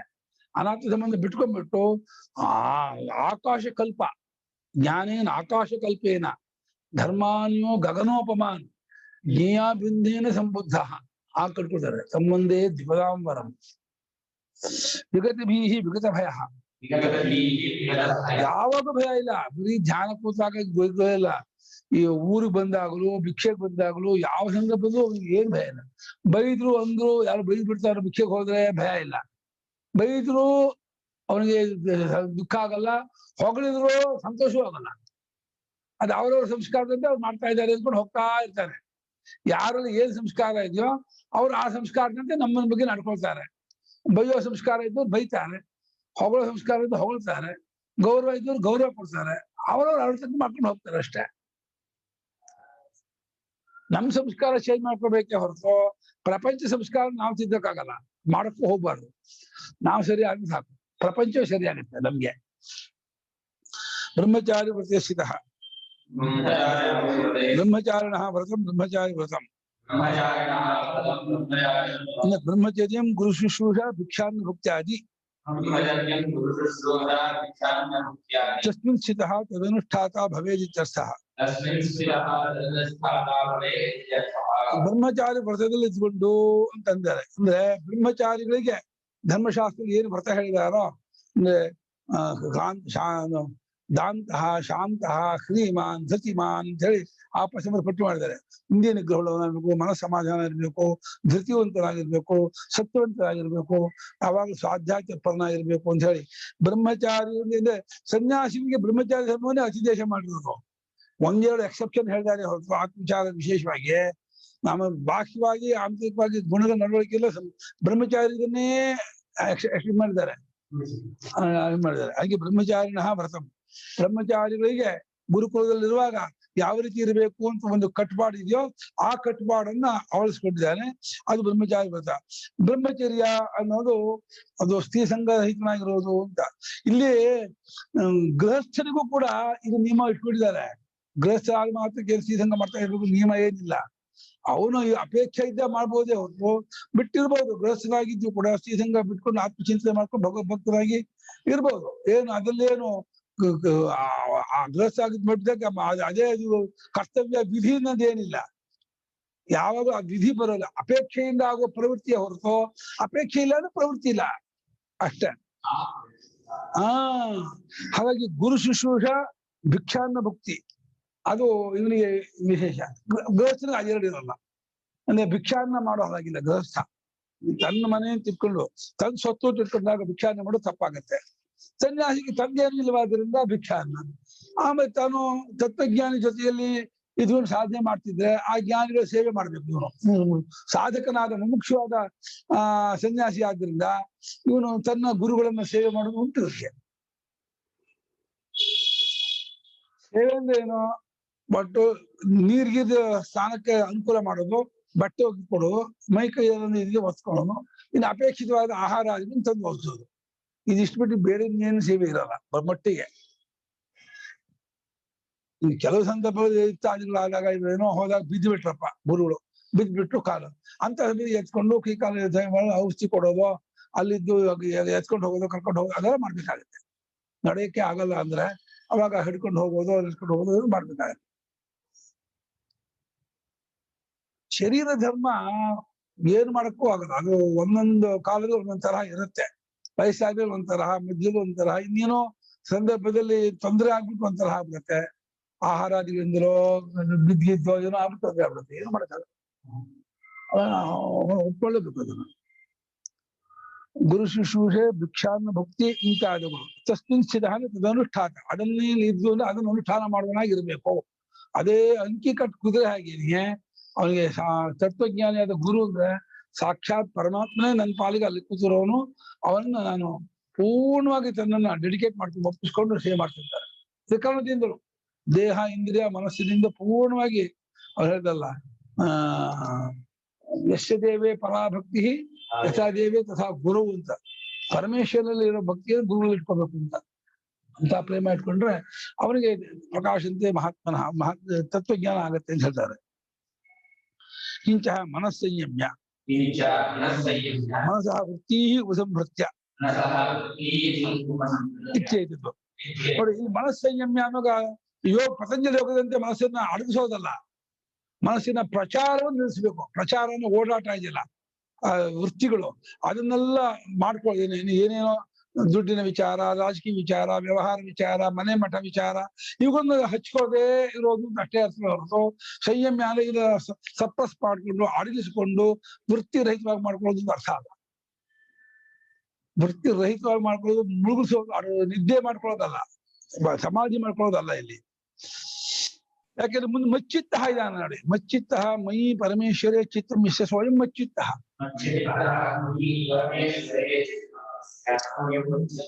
ಪಾತಂಜಲಿ ಯೋಗದ ಸಮಾಧಿ ಆದ್ರೆ ಅದು ಪರಮೇಶ್ವರ ಚಿತ್ತ ಬರೋಲ್ಲ ಅಲ್ಲಿ, ಆ ಸಮಾಧಿಯಲ್ಲಿ ಚಿತ್ತ ಇರೋದೇ ಇಲ್ಲ. ಹಾಗಾಗಿ ಮನಸ್ಸು ವೃತ್ತಿಗಳು ಅಳಿಸ್ಕೊಂಡು ಪರಮೇಶ್ವರನಾದ ಅಂದ್ರೆ ಹೆಚ್ಚಿನ ಒಡೆಯನಾದ ಸರ್ವಸಾಕ್ಷಿಯಾಗಿರುವ ಚೈತನ್ಯ ಸ್ವರೂಪನಾದ ಆತ್ಮನಲ್ಲಿಯೇ ಮನಸ್ಸನ್ನು ನಿಲ್ಲಿಸ್ತಾ ಇರೋದು ಮಚ್ಚಿತ್ತ. ಪರಮೇಶ್ವರನಾದ ನನ್ನಲ್ಲಿ ವೃತ್ತಿ ರೂಪವಾದ ಮನಸ್ಸನ್ನ ಯಾವನು ಇಟ್ಕೊಂಡಿರ್ತಾನೋ ಆತನು ಮಚ್ಚಿತ್ತನು ಅಂತ ಚೆನ್ನಾಗಿದೆ. ಅಂದ್ರೆ ಕಲ್ಪಿತವಲ್ಲದೇ ಇರುವ ಸ್ವರೂಪದ ಅನುಸಂಧಾನ ಮಾಡ್ತಾ ಕೂತ್ಕೊಳ್ಳೋದು. ಕಲ್ಪಿತವಾದ ಉಪಾಧಿಯಲ್ಲಿ ನಾನೆಂಬ ಬುದ್ಧಿಯನ್ನು ಬಿಡೋದೇ ಸಾಧನೆ. ಇದು ಪರಮೇಶ್ವರನ ಧ್ಯಾನ. ಈ ಕಲ್ಪಿತ ಉಪಾಧಿಯಲ್ಲಿರೋ ಅಭಿಮಾನವೇ ಇನ್ನು ಬಹಿರ್ಮುಖವಾಗಿ ಮಾಡುತ್ತೆ, ಪರಮೇಶ್ವರ ವಿಮುಖನಾಗಿ ಮಾಡುತ್ತೆ. ಉಪಾಧಿ ಬಿಟ್ಟು ತಾನಾಗಿ ಉಳಿದ ನಿಂತ ಅಂದ್ರೆ ಎಚ್ಚರವಾಗಿರುವಾಗಲೇನೆಯೇ ಅವನು ಪರಮಾತ್ಮನ ಕಂಡ್ಕೊಂಡು ಮನಸ್ಸು ಹಾಗೆ ಬಾಯಿ ಕಾಣುತ್ತೆ. ಎಚ್ಚರದಲ್ಲೇ ಸುಷುಪ್ತಿ ಕಾಣ್ತಿದ್ದಾನೆ ಅವನು. ಸುಷುಪ್ತವಾಗಿ ಜಾಗೃತಿ ಯೋನ ಪಶ್ಯತಿ ದ್ವಯಂ ಅಂತ. ಎಚ್ಚರದಲ್ಲಿರೋ ಸುಷುಪ್ತಿಯ ಹೊರತು ಸುಷುಪ್ತಿ ಅವಸ್ಥೆ ಒಂದು ಸ್ಟೇಟ್ ಸ್ಥಿತಿ ಅಲ್ಲ ಅವನಿಗೆ. ಅವನು ಯಾವಾಗ್ಲೂ ಸುಷುಪ್ತಿ ಹೇಳೋದಂದ್ರೆ ಅವನಿಗೆ ಯುಕ್ತ ಸಮಾಹಿತ ಸನ್ನಾಸೀತಾಪವಿಷೇ. ಯುಕ್ತನಾಗಿ ಸಮಾಧಾನಗೊಂಡವನಾಗಿ ಕೂತ್ಕೊಂಡ್ಬಿಡ್ಬೇಕು. ಆ ರೀತಿಯಲ್ಲೇ ಹೇಳಿ.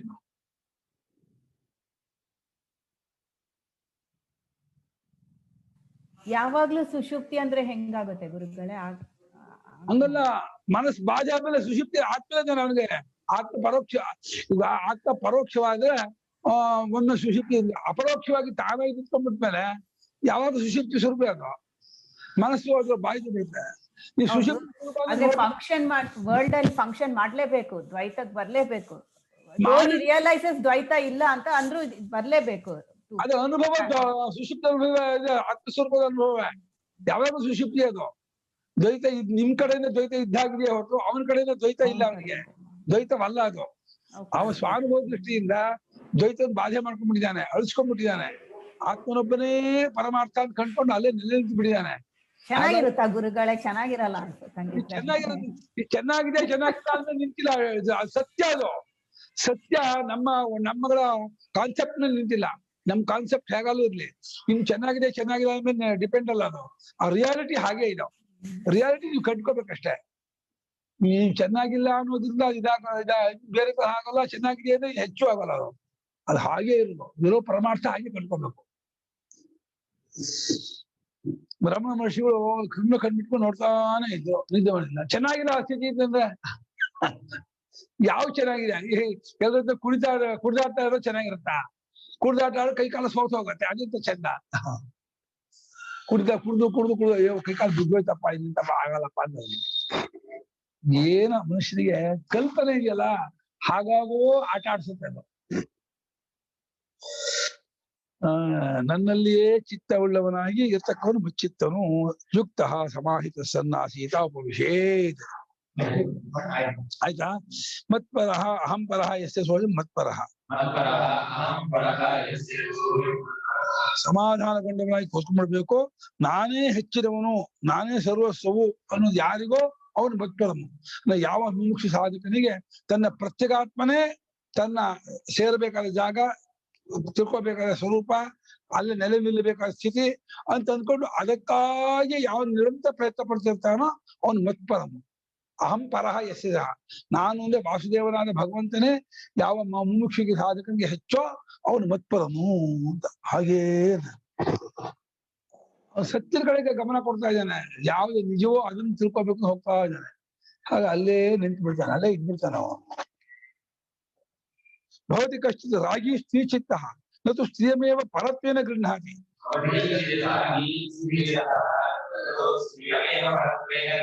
ಕಿಂಚರಿ ರಾಜಾನಂ ಮಹಾದೇವಂಬ. ಒಬ್ಬ ಲೋಕದ ಕಾಮುಕ ರಾಗಿನೇ ವಿಷಯಾಸಕ್ತ ಭೋಗಿ. ಅವನು ಸ್ತ್ರೀಯಲ್ಲಿ ಚಿತ್ತವುಳ್ಳವನಾಗಿರ್ತಾನೆ, ಸ್ತ್ರೀ ಅಪೇಕ್ಷೆ ಉಳ್ಳವನಾಗಿರ್ತಾನೆ. ಅದು ಸ್ತ್ರೀಯ ಸರ್ವಸ್ವ ಅಂದ್ಕೊಂಡಿರಲ್ಲ. ತನ್ನ ಬದುಕಿಗೆ ಒಬ್ಬ ರಾಜನನ್ನೋ ಅಥವಾ ದೇವತೆಯನ್ನೋ ಪರಮೇಶ್ವರನೋ ಆಶ್ರಯಿಸ್ಕೊಂಡಿರ್ತಾನೆ. ಬದುಕಿಗೆ, ಜೀವನಕ್ಕೆ, ದುಡ್ಡಿಗೆ ಮತ್ತೊಂದು ಆಶ್ರಯಿಸ್ಕೊಳ್ತಾನೆ. ಆದ್ರೆ ಪ್ರೇಮಕ್ಕೆ ಪಾತ್ರವಾಗಿ ಸ್ತ್ರೀಯನ್ನು ಇಟ್ಕೊಂಡಿರ್ತಾನೆ. ಅದು ಪಾರ್ಟ್ ಟೈಮ್ ಹೊರತು ಫುಲ್ ಟೈಮ್ ಅಲ್ಲ. ಫುಲ್ ಟೈಮ್ ಇವನು ಹೇಳ್ತಾರೋ ಇಲ್ಲಿ ಭಗವಂತನ ಫುಲ್ ಟೈಮೇ ಹೊರತು ಈ ಯಾವ ಹುಡುಗಿಯೂ ಅಥವಾ ಯಾವ ಹುಡುಗನು ಫುಲ್ ಟೈಮ್ ಆಗಿ ಅಲ್ಲಿ ಇರೋಕ್ ಆಗೋದೇ ಇಲ್ಲ, ಇರೋದು ಇಲ್ಲ. ಅದು ಹಂಗಿದ್ರೆ ಹುಚ್ಚಿಡಿಯುತ್ತೆ ಅವ್ರಿಗೆ, ಅಷ್ಟೇ ಭ್ರಾಂತಿ. ಅದು ಫುಲ್ ಟೈಮ್ ಮಾಡಕ್ ಆಗೋದೇ ಇಲ್ಲ. ಏನೋ ಒಂದಷ್ಟೊತ್ತು ಅಂತ ಏನು ಕಲ್ಪನೆ ಇರುತ್ತಲ್ಲ, ಆ ಕಲ್ಪನೆಯಿಂದ ಒಂದಷ್ಟೊತ್ತು ಅಲ್ಲಿ ಹೋಗ್ತಿರ್ತಾನೆ. ಆಮೇಲೆ ರಿಯಲ್ ಫ್ಯಾಕ್ಟ್ ಗೊತ್ತಾಗ್ಬಿಟ್ಟು ಓಡ್ಬಿಡ್ತಾನೆ. ಅಯ್ಯೋ ಹೋಗಿದೆ ಅಂತ ಏನೋ ಅನ್ಕೊಂಡಿದ್ದಲ್ಲ, ಏನೋ ಆಗ್ಬಿಡ್ತಲ್ಲ. ಆಗೋದಿಲ್ಲ ಹೆಚ್ಚು ಅನ್ಕೋತೀನಿ ಅಷ್ಟೇ. ಆಸೆ ಇದೆ ಅಷ್ಟೇ, ಚಪಲ ಇದೆ, ಆಸೆ ಇದೆ. ಆಸೆಗೆ ಒಂದು ಬೇಕು ಅಷ್ಟೇ ಹೊರತು ಆದ್ರೆ ಹೆಚ್ಚು ಅನ್ಕೊಳಕ್ ಆಗೋದೇ ಇಲ್ಲ. ಎಷ್ಟು ಆಸೆ ಇದೆ. ಮೊನ್ನೆ ಒಬ್ರು ಬಂದಿದ್ರು, ನಮ್ಮ ಉಪನಯನ ಕಲಿಯಕ್ ಬಂದಿದ್ರು. ಅವ್ರ ಚಿಕ್ಕಪ್ಪನ ಇಬ್ರು ಹೆಣ್ಮಕ್ಳು, ಒಂದ್ ಗೌಡ್ರನ್ನ ಒಂದ್ ಲಿಂಗಾಯತನ ಮದುವೆ ಆಗಿದ್ದಾರೆ ಅಂತ. ಭಾರಿ ಹಠ ಮಾಡಿ ಮದುವೆ ಆಗಿದ್ರು. ಎಷ್ಟು ವಿರೋಧ ಮಾಡಿದ್ರು ತಂದೆ ಎಲ್ಲರೂ ಆದ್ರೂ ಹಠ ಮಾಡಿ ನಾನು ಪ್ರಾಣ ತಗೋತೀನಿ, ಅವ್ನು ನೀಡಿ ಹೋದೆ ಹಾಗೆ ಹೀಗೆ ಅಂತ. ಅವನು ಅಷ್ಟೇ ಬಿಟ್ಟು ಮದುವೆ ಆದ್ರು. ಮದುವೆ ಆದ 3 ತಿಂಗಳಿಗೆ ಏನಿಗೆ ಇವಾಗ ಅವ್ನು ಬೇರೆ ಊಟ ಮಾಡೋದು, ಇವ್ನು ಬೇರೆ ಊಟ ಮಾಡೋದು, ಇದು ಏನು ಇದೇ ಇಲ್ಲ. ಅವ್ನು ನಾನು ಮಾಂಸ ತಿಂದ್ರೆ ನಂಗೆ ಆಗೋಲ್ಲ ಅಂತ. ಮುಂಚೆ ಮದುವೆ ಮುಂಚೆ ಷರತ್ತು, ಮಾಂಸ ಮುಟ್ಕೂಡ್ದು, ಮಾಂಸ ತಿನ್ಕೊಡ್ದು ಹಾಗೆ. ಅವನು ಎಲ್ಲಕ್ಕೂ ಮುಂದ. ಈ ಹುಡುಗಿ ಬರೋರಿಗೆ ಆಯ್ತು, ಮಾಂಸ ಮುಟ್ಟಲ್ಲ, ಸಿಗರೇಟ್ ಮುಟ್ಟಲ್ಲ, ಹೆಂಡ ಮುಟ್ಟೋದಿಲ್ಲ, ಚೇನು ತಿನ್ನಲ್ಲ, ಏನೂ ಕುಡಿಯಲ್ಲ, ಏನು ಮಾಡಲ್ಲ, ನೀನ್ ಬಾ, ನೀನ್ ಇಲ್ದೆ ನಂಗೆ ಪ್ರಾಣ ಹೋಗುತ್ತೆ, ಹಂಗೆ ಹಿಂಗೆ ಎಲ್ಲ ಪುಸ ಇದ್ದ. ಈ ಪೆದ್ಮುಂಡೆ ನಂಬ್ಕೊಂಡು ಹೋಯ್ತು. ಆಮೇಲೆ ಅದು ಎಷ್ಟು 2 ತಿಂಗಳಾದ್ಮೇಲೆ ಹಾಳ್ಸೋಯ್ತು. ಇದೆ ಅಂತ ಇದೆ. ನಂಗೆ ಆಗಲ್ಲ, ಬಿಟ್ಟು ನಂಗೆ ಮಾಂಸ ಬೇಕೇ ಬೇಕು, ನಂಗೆ ಆಗಲ್ಲ ಶುರು ಮಾಡ್ದ. ಒಂದೊಂದು ನಂಗೆ ಸಿಗರೇಟ್ ಸೇರಿದೆ ಆಗಲ್ಲ ಬಿಡ ಅಷ್ಟೇ. ಅದೇ ತತ್ಕಾಲದ ಹದುಮ್ಕೊಂಡಿದ್ದ. ಇದು ಸಿಕ್ತು, ಇದು ಅನುಭವಿಸ್ದ, ಇದ್ರ ಇಷ್ಟೇ ಗೊತ್ತಾಯ್ತು. ಆ ಹಳೆ ವಾಸನೆ ಮಧ್ಯೆ ಎದ್ಕೊಳ್ತು. ಇಲ್ಲ ನಂಗೆ ಆಗಲ್ಲ, ನಂಗೆ ಸಿಗರೇಟ್ ಬೀಡಿ ಬಿಟ್ಟು ಆಗಲ್ಲ, ನಂಗೆ ಮಾಂಸ ಬಿಟ್ಟು ಆಗಲ್ಲ, ನಾನು ಮೀನ್ ತಿಂತೀನಿ, ಬೇಕಾದ್ರೆ ಇರು ಹೋಗು, ಹಂಗೆ ಹೋಗು ಅಷ್ಟು ಮಟ್ಟಿಗೆ. ಹಾ ಅಷ್ಟೇ. ಅಷ್ಟೇ. ಇದು ಗೊತ್ತೇ ಆಗೋದಿಲ್ಲ. ಆ ಹುಡುಗಿರಿಗೂ ಗೊತ್ತಾಗಲ್ಲ, ಹುಡುಗರಿಗೂ ಗೊತ್ತಾಗಲ್ಲ, ಮೋಸ ಹೋಗ್ಬಿಡ್ತಾರೆ. ಎಷ್ಟು ಹೇಳಿದ್ರು ಆ ಟೈಮಲ್ಲಿ ಅವ್ರಿಗೆ ಬರೋದೇ ಇಲ್ಲ. ಆಮೇಲೆ ವರ್ಷ ಆಗ್ಬಿಟ್ಮೇಲೆ ಹೌದು ಅವ್ರು ಹೇಳಿದ್ರು, ಹಿಂಗ್ ಹೇಳಿದ್ರು, ಎಲ್ಲ ಒಪ್ಕೊಳ್ತಾರೆ, ಇಲ್ಲ ಮಾಡ್ತಾರೆ. ಇವಾಗ ಏನು ಮಾಡಕ್ಕಾಗಲ್ಲ ಅಂತಾರೆ. 2 ಆಪ್ಷನ್, ಇಲ್ಲ ಸೂಸೈಡ್ ಮಾಡ್ಕೋಬೇಕು, ಇಲ್ಲ ಹೊಂದ್ಕೋಬೇಕು. ಇನ್ನೇನು ಬಿಟ್ಟು ಬಂದ್ರೆ ಸಮಾಜ ಸನ್ಮಾನ ಇಲ್ಲ, ಏನು ಯಾವ್ದು ಕೈಲ ಮಾಡೋಣ. ಭಗೀತಿ ಕಟ್ಟ ಏನ್ ಮಾಡಿದ್ರೆ ಇದು ಅರ್ಥ ಆಗಲ್ಲ. ಅದೇನ್ ಪಾಪಶೇಷವೋ ಗೊತ್ತಾಗಲ್ಲ. ಸೇಮೇವ ಪರತ್ವೇನ ಗೃಹ್ಣಾತಿ. ಅದೇ ಪರತ್ವೇನ ನ ಗೃಹ್ಣಾತಿ, ಹೆಚ್ಚು ಅಂತ ಹೇಳಿ ಅನ್ಕೊಳ್ಳೋದಿಲ್ಲ. ರಾಜನನ್ನೋ ಮಹಾದೇವ ಅಂತ ಒಂದು ಉಪಲಕ್ಷಣ ಹೇಳಿದ್ರು. ಅಯಂತು ಮಚ್ಚಿತ್ತ ಮತ್ಪರಶ್ಚ. ಈ ಸಾಧಕನಾದರೋ ಮುಮುಕ್ಷು ನಾನೇ ಹೆಚ್ಚು, ನನ್ನಲ್ಲೇ ಚಿತ್ತ, ಸರ್ವಸ್ವ. ಅವನಿಗೆ ಊಟ ವಿಚಾರವೂ ಗೌಣ. ಅವನಿಗೆ ಊಟ ತಿಂಡಿ ಬೇಕಾಗಲ್ಲ. ಏನೋ ಒಂದ್ ಕಾಲಕ್ಕೆ ತೀರಾ ಹಸಿವಾದ ಒಂದಿಷ್ಟು ತಿಂತಾನೆ ಹೊರತು ಅದು ಸೆಕೆಂಡ್ರಿ, ಕುಡಿಯೋ ಸೆಕೆಂಡ್ರಿ. ಜನಜಂಬಳಿ ಬೇಡ. ಯಾವ 3 ಹೊತ್ತು ಪರಮಾತ್ಮನೇ ಬೆಳಿತಾನೆ, ಅವನನ್ನೇ ಚಿಂತಿಸ್ತಾ ಇರ್ತಾನೆ. ಅವನಿಗಾಗಿಯೇ ತನ್ನ ಮನಸ್ಸು ಹೋಗುತ್ತದೆ. ಹೇಗೆ ವಿಚಾರ ಮಾಡಿ ಗೊತ್ತಾಗುತ್ತೆ, ಮತ್ತೆ ವಿಚಾರ ಮಾಡ್ತಾ ಇರ್ತಾನೆ. ಮತ್ತೆ ತನ್ನ ಗುರುಗಳ ಹತ್ರ ವಿಷಯ ಕೇಳ್ತಿರ್ತಾನೆ, ಅನುಸಂಧಾನ ಮಾಡ್ತಿರ್ತಾನೆ. ಮಾಡ್ತಾ ಮಾಡ್ತಾ ಮಾಡ್ತಾ ಒಂದು 6 ತಿಂಗಳು ವರ್ಷನೋ 2 ವರ್ಷ ಕಂಡ್ಕೊಂಡ್ಬಿಡ್ತಾರೆ. ಪ್ರಯತ್ನ ಪಡ್ತಾ ಇರ್ಬೇಕು, ಬರ್ತಾ ಇದ್ದು ಗೊತ್ತಾಗ್ಬಿಡುತ್ತೆ.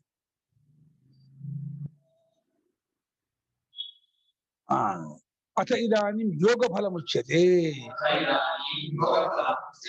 ಇನ್ನು ಈಗ ಯೋಗದ ಫಲವನ್ನು ಹೇಳಲಾಗತ್ತೆ ಅಂತ. ಯಾಕೆ ಅಂದ್ರೆ ಫಲವನ್ನು ಹೇಳಿದ್ರೆ ಪ್ರರೋಚನೆ ಆಗತ್ತೆ, ಪ್ರವೃತ್ತಿ ಆಗತ್ತೆ. ಫಲವನ್ನು ಹೇಳಿದ್ರೆ ಯಾರು ಮಾಡಕ್ ಬರಲ್ಲ. ಮನುಷ್ಯನಿಗೆ ಟೆಂಪ್ಟ್ ಮಾಡ್ಬೇಕು, ಆಸಕ್ತಿ ಬೆಳೆಸ್ಬೇಕು, ಹೇಳ್ಕೋಬೇಕು. ಅದು ಸುಳ್ಳು ಹಾಗಿಲ್ಲ.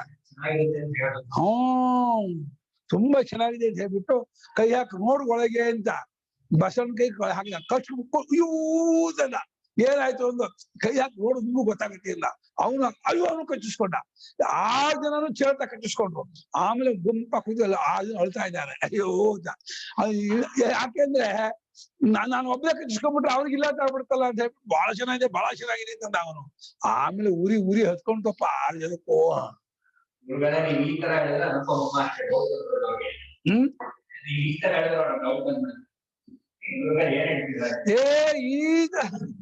ಅದೇ 6 ಜನ ಹಂಪಿಗೆ ಹೋಗಿದ್ರು. ಆ ಹಂಪಿಯಲ್ಲಿ ಏನಿದ್ರು ಆ ಬಸವಣ್ಣ ಹೊಡೆದ್ಬಿಟ್ಟಿದ್ರು, ಯಾವಾಗಿ ಹೊಡೆದು ಟೊಳ್ಳ ಬಿಡಿತ್ತು. ಅದ್ರೊಳಗೆ ಒಂದು ಚೇಳು ಸೇರ್ಕೊಂಡ್ಬಿಟ್ಟಿತ್ತು, ಚೇಳು. ಇವನು ಏನೋ ಅಂತ ಕೈ ಹಾಕಿದ ಒಳಕ್ಕೆ, ಅದು ಕುಟ್ಕೊಂಡ್ಬಿಡ್ತು. ಸ್ವಲ್ಪ ಕೈ ತೆಗಿದ. ಏನಾಯ್ತು ಏನು? ಭಾರಿ ಚೆನ್ನಾಗಿದೆ ನೀವು ಹಾಕು ಅಂತಂದ. ಎಲ್ಲ 6 ಜನವು ಹಾಕಿದ, 6 ಜನಕ್ಕೂ ಕುಟ್ತು. ಆಮೇಲೆ ಅಷ್ಟೇ ಕುದು ಅಳ್ತಾ ಇದ್ದಾರೆ, ಯಾಕಂದ್ರೆ ಉರಿ ಅಂತ. ಹಂಗೆ ಒಬ್ಬ ಮದುವೆ ಆಗ್ಬಿಟ್ರೆ ನೀನು ಆಗು ಅಂತ.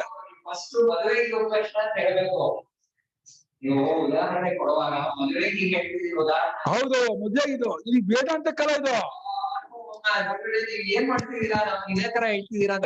ಇಲ್ಲಿ ವೇದಾಂತ ಕಲ. ವೇದಾಂತದಲ್ಲಿ ರಿಯಲ್, ನಿಜವಾಗಿಯೂ ಇಲ್ಲಿ ಸತ್ಯ ಇದೆ, ಸುಖ ಇದೆ, ಆನಂದ ಇದೆ. ಅದಕ್ಕೋಸ್ಕರ ಭಗವಂತ ನಿರ್ವಾಣ ಶಾಂತಿ. ವೇದಾಂತ ಕಲಾ ಇದು ಲೌಕಿಕ ಮದುವೆಗೆ ಹೋಗೋದ ಜಲ ಮಾಡ್ತಾನೆ. ಅದಕ್ಕೆ ಅದು ಭಗವಂತ ಮಾಡ್ತಾ ಸತ್ಯ ಹೇಳ್ತಾ ಇದ್ದಾನೆ. ಇಲ್ಲಿ ನಿಜವಾದ ಆನಂದ, ಶಾಂತಿ, ಸುಖ, ನೆಮ್ಮದಿ ಎಲ್ಲ ಇದೆ. ಇದಕ್ಕೆ ನೀವು ಬನ್ನಿ, ಪ್ರಯತ್ನ ಮಾಡಿ, ಖಂಡಿತ ನಿಮ್ಗೆ ಸಿಗತ್ತೆ, ಹಾಗೆ ಆಗತ್ತೆ ಅಂತ. ಅದಕ್ಕೋಸ್ಕರ ಭಗವಂತ ಒಂದು ಗ್ಯಾರಂಟಿ ಕೊಡ್ತಾ ಇದ್ದಾರೆ. ಮುಂಜಾನೆ ಕೇಳಿಮ್ಮ. ಇದು ಮಚ್ಚಿತ್ತ ಮತ್ಪರ. ಮಚ್ಚಿತ್ತ ಅಂದ್ರೆ ಮನ್ಸನ್ನ ದೇವ್ರ ಮೇಲೆ ಇಟ್ಕೊಳ್ಳೋದು, ಬ್ರಹ್ಮನ್ ಮೇಲೆ. ಇದು ಮತ್ಪರ ಅಂದ್ರೆ ಮತ್ತೆ ಹೆಚ್ಚು ತಂದ್ಕೋದು. ಯಾವ್ದನ್ನ ಹೆಚ್ಚು ತಂದ್ಕೋದಾನೋ ಅಲ್ಲಿ ಮಚ್ಚಿತ್ತ ಬರುತ್ತೆ. ಪ್ರಯಾರಿಟಿ ಅದೇ ಮೇನ್ ಲೈಫ್. ಹೌದು, ಯಾವ್ದನ್ನ ಹೆಚ್ಚು ತಂದ್ಕೋತಾನೋ ಅದಕ್ಕೆ ಟೈಮ್ ಕೊಡ್ತಾನೆ. ಅದ್ ಪರಮಾತ್ಮನೇ ಹೆಚ್ಚು ತಂದ್ಕೊಂಡ್ರೆ ಅವಾಗ ಅದಕ್ಕಾಗಿ ಬಾಕಿದೆಲ್ಲ ಟೈಮಲ್ಲ ಅದಕ್ಕೆ ಇದ್ ಮಾಡ್ತಾರೆ. ಅದಕ್ಕೆ ಮತ್ಪರನಾಗಿರ್ಬೇಕು ಅಂತ. ಅಲ್ಟಿಮೇಟ್ ಗೋಲ್ ಅದೇ. ಮಚ್ಚಿತ್ತ ಮಾಡ್ಕೊಂಡ್ರೆ ಮತ್ ಪರ ಆಗುತ್ತೆ ಅಲ್ವಾ? ಅಲ್ಲ, ಅದೇ ಮ್ಯೂಚುವಲ್ ಪರಸ್ಪರ ಯಾವ್ಯಾವ ಸಾಧನೆ ಇದ್ದಾರೆ. ಮಚ್ಚಿತ್ತನಾಗ ಮತ್ಪರನಾಗೋ, ಮತ್ಪರ ಮಚ್ಚಿತ್ತಿಗ ಅಂತ ವ್ಯತ್ಯಾಸ ಕೇಳ್ತಾ ಇದಾರೆ ಅನ್ಸುತ್ತೆ ಅಲ್ವಾ?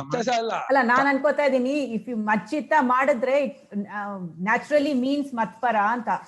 ಇಲ್ಲ, ಅದಕ್ಕೆ ಎಕ್ಸೆಪ್ಷನ್ ತೋರ್ಸಿದ್ರು ನೋಡಿ ಭಾಷ್ಯಕಾರರು. ಕೆಲವರು ಸ್ತ್ರೀ ಚಿತ್ರ ಆಗಿರ್ಬೋದು, ಯಾವಾಗ್ಲೂ ಹೆಂಗಸರನ್ನ ಯೋಚಿಸ್ತಾ ಇರ್ಬೋದು, ಕಾಮುಕರಾಗಿರೋರು. ಬಟ್ ಅವ್ರಿಗೆ ಅಲ್ಟಿಮೇಟ್ ಗೋಲ್ ಅದೇನಿರಲ್ಲ. ಅಲ್ಟಿಮೇಟ್ ಗೋಲ್ ದೇವ್ರೋ ಭಗವಂತನೋ ಇಲ್ಲ ಮನೆ ಮಾಡ್ಕೊಳ್ಳೋದೋ ಏನೋ ಇರುತ್ತೆ. ಸೊ ಈ ಧ್ಯಾನಿ ಯೋಗಿ ಅವನ ಕಾನ್ಸಂಟ್ರೇಷನ್ ಯಾವಾಗ್ಲೂ ಭಗವಂತನ ಮೇಲೆ, ಅವನ ಅಲ್ಟಿಮೇಟ್ಲಿ ಅದೇ ಆ ಭಗವಂತನೇ ಸೇರ್ಬೇಕು ಅಂತಾನೆ ಇಟ್ಕೊಡ್ತಾರೆ. ಅಲ್ಲ, ಅಲ್ಲಿ ಪರಸ್ಪರ ಮಚ್ಚಿತ್ತನಾದ ಮತ್ಪರನಾಗ್ತಾನ, ಮತ್ಪರನಾದ ಮಚ್ಚಿತ್ತನಾಗ್ತಾನೆ ಕೇಳ್ತಾರೆ. ಮಚ್ಚಿತ್ತನಾದವನೇ ಮತ್ಪರ ಆಗುದು. ಯಾರು ಮಾಡ್ಬೋದು. ಅವನೇ ಹೆಚ್ಚು ತಂದ್ಕೊಳ್ತಾ ಇದ್ರೆ ಅದು ಚಿತ್ತ ಬರುತ್ತೆ ನಮ್ಮಲ್ಲಿ. ಪರ ಅಂದ್ರೆ ಆ ಗೋಲ್ ಅಷ್ಟೇ. ಅವರು ಗೋಲ್ ಅಷ್ಟೇ ಅಲ್ಲ, ಅಲ್ಟಿಮೇಟ್ ಸೇರ್ಬೇಕಾಗಿರೋದು ಅವನನ್ನೇನೆ. ಪರಶಬ್ದಕ್ಕೆ ಹೆಚ್ಚಿನದು, ಶ್ರೇಷ್ಠ, ಉತ್ತಮ ಅಂತ.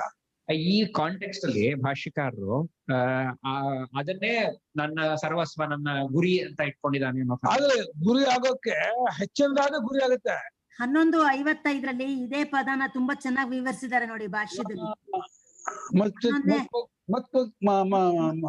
ಮದ್ಭಕ್ತ ಮತ್ಪರಃ ಕೊಟ್ಟಿದ್ದಾರೆ ನೋಡಿ 2ನೇ ಟಿಪ್ಪಣಿನಲ್ಲಿ ಸ್ವಾಮಿಗಳು. ಪರಮೇಶ್ವರನ ಚಿಂತನೆಯಿಂದ ಮತ್ತೇನನ್ನಾದರೂ ಪಡೆದುಕೊಳ್ಳಬೇಕೆಂಬ ಆಸೆ ಇದ್ದರೆ ಅದು ಹೆಚ್ಚಿನ ಯೋಗವಲ್ಲ. ಅಲ್ಲಿಗೆ ಆದ್ರಿಂದ ಏನಾಯ್ತು, ನನ್ನ ಚಿಂತನೆಯಿಂದ ನನ್ನನ್ನೇ ಪಡ್ಕೋಬೇಕು ಅಂತಿರ್ಬೇಕು. ಕರೆಕ್ಟ್, ಪಡ್ಕೋಬೇಕು. ಅಲ್ಲಿ ಪರತ್ವ ಶಬ್ದಕ್ಕೆ, ಪರ ಶಬ್ದಕ್ಕೆ ಅರ್ಥ, ಶಬ್ದಕ್ಕೆ ಅರ್ಥ ಇದೆಯಲ್ಲ. ಪರ ಅಂದ್ರೆ ಹೆಚ್ಚು ಅಂತ, ಶ್ರೇಷ್ಠ ಅಂತ. ಯಾವ್ದು ಶ್ರೇಷ್ಠ ಹೆಚ್ಚು ಅಂತ ಆಗುತ್ತೋ ಹೆಚ್ಚಾದದ್ದರಲ್ಲಿ ಪ್ರೇಮ ಬರುತ್ತೆ. ಪ್ರೇಮ 11:55 ಆಳು ದಣಿಯ ಕರ್ಮವನ್ನು ಮಾಡುತ್ತಾನಾದರೂ ದಣಿಯೇ ತಾನು ಸತ್ತ ಬಳಿಕ ಸೇರಬೇಕಾದ ಪರಮಗತಿ ಎಂದು ಎಂದಿಗೂ ಎಣಿಸಿರುವುದಿಲ್ಲ. ಆದರೆ ಇವನು ಎಂದರೆ ನನಗಾಗಿ ಕರ್ಮವನ್ನು ಮಾಡುವುದಲ್ಲದೆ ನನ್ನನ್ನೇ ಪರಮಗತಿ ಎಂದರೆ ಹೆಚ್ಚಿನ ಗತಿ ಎಂದು ತಿಳಿದಿರುತ್ತಾನೆ. ಆದ್ದರಿಂದ ಇವನು ಮತ್ಪರನು ಅಂತ ಹೋಗಿ ಸೇರೋಂತ ಸೇರೋದು ತಾತ್ಪರ್ಯ. ಅದು ಶಬ್ದಾರ್ಥ ಸೇರೋದಲ್ಲ ಅಂತಾನು ತಿಳ್ಕೊಂಡಿರ್ತಾನೆ. ತಾತ್ಪರ್ಯದಲ್ಲಿ ಸೇರೋದು ಅಂತ. ಆಯ್ತಾ, ಮುಂದಕ್ಕೆ ಹೋದ ಇದು ವಿವೇಕ ಚೂಡಾಮಣಿ.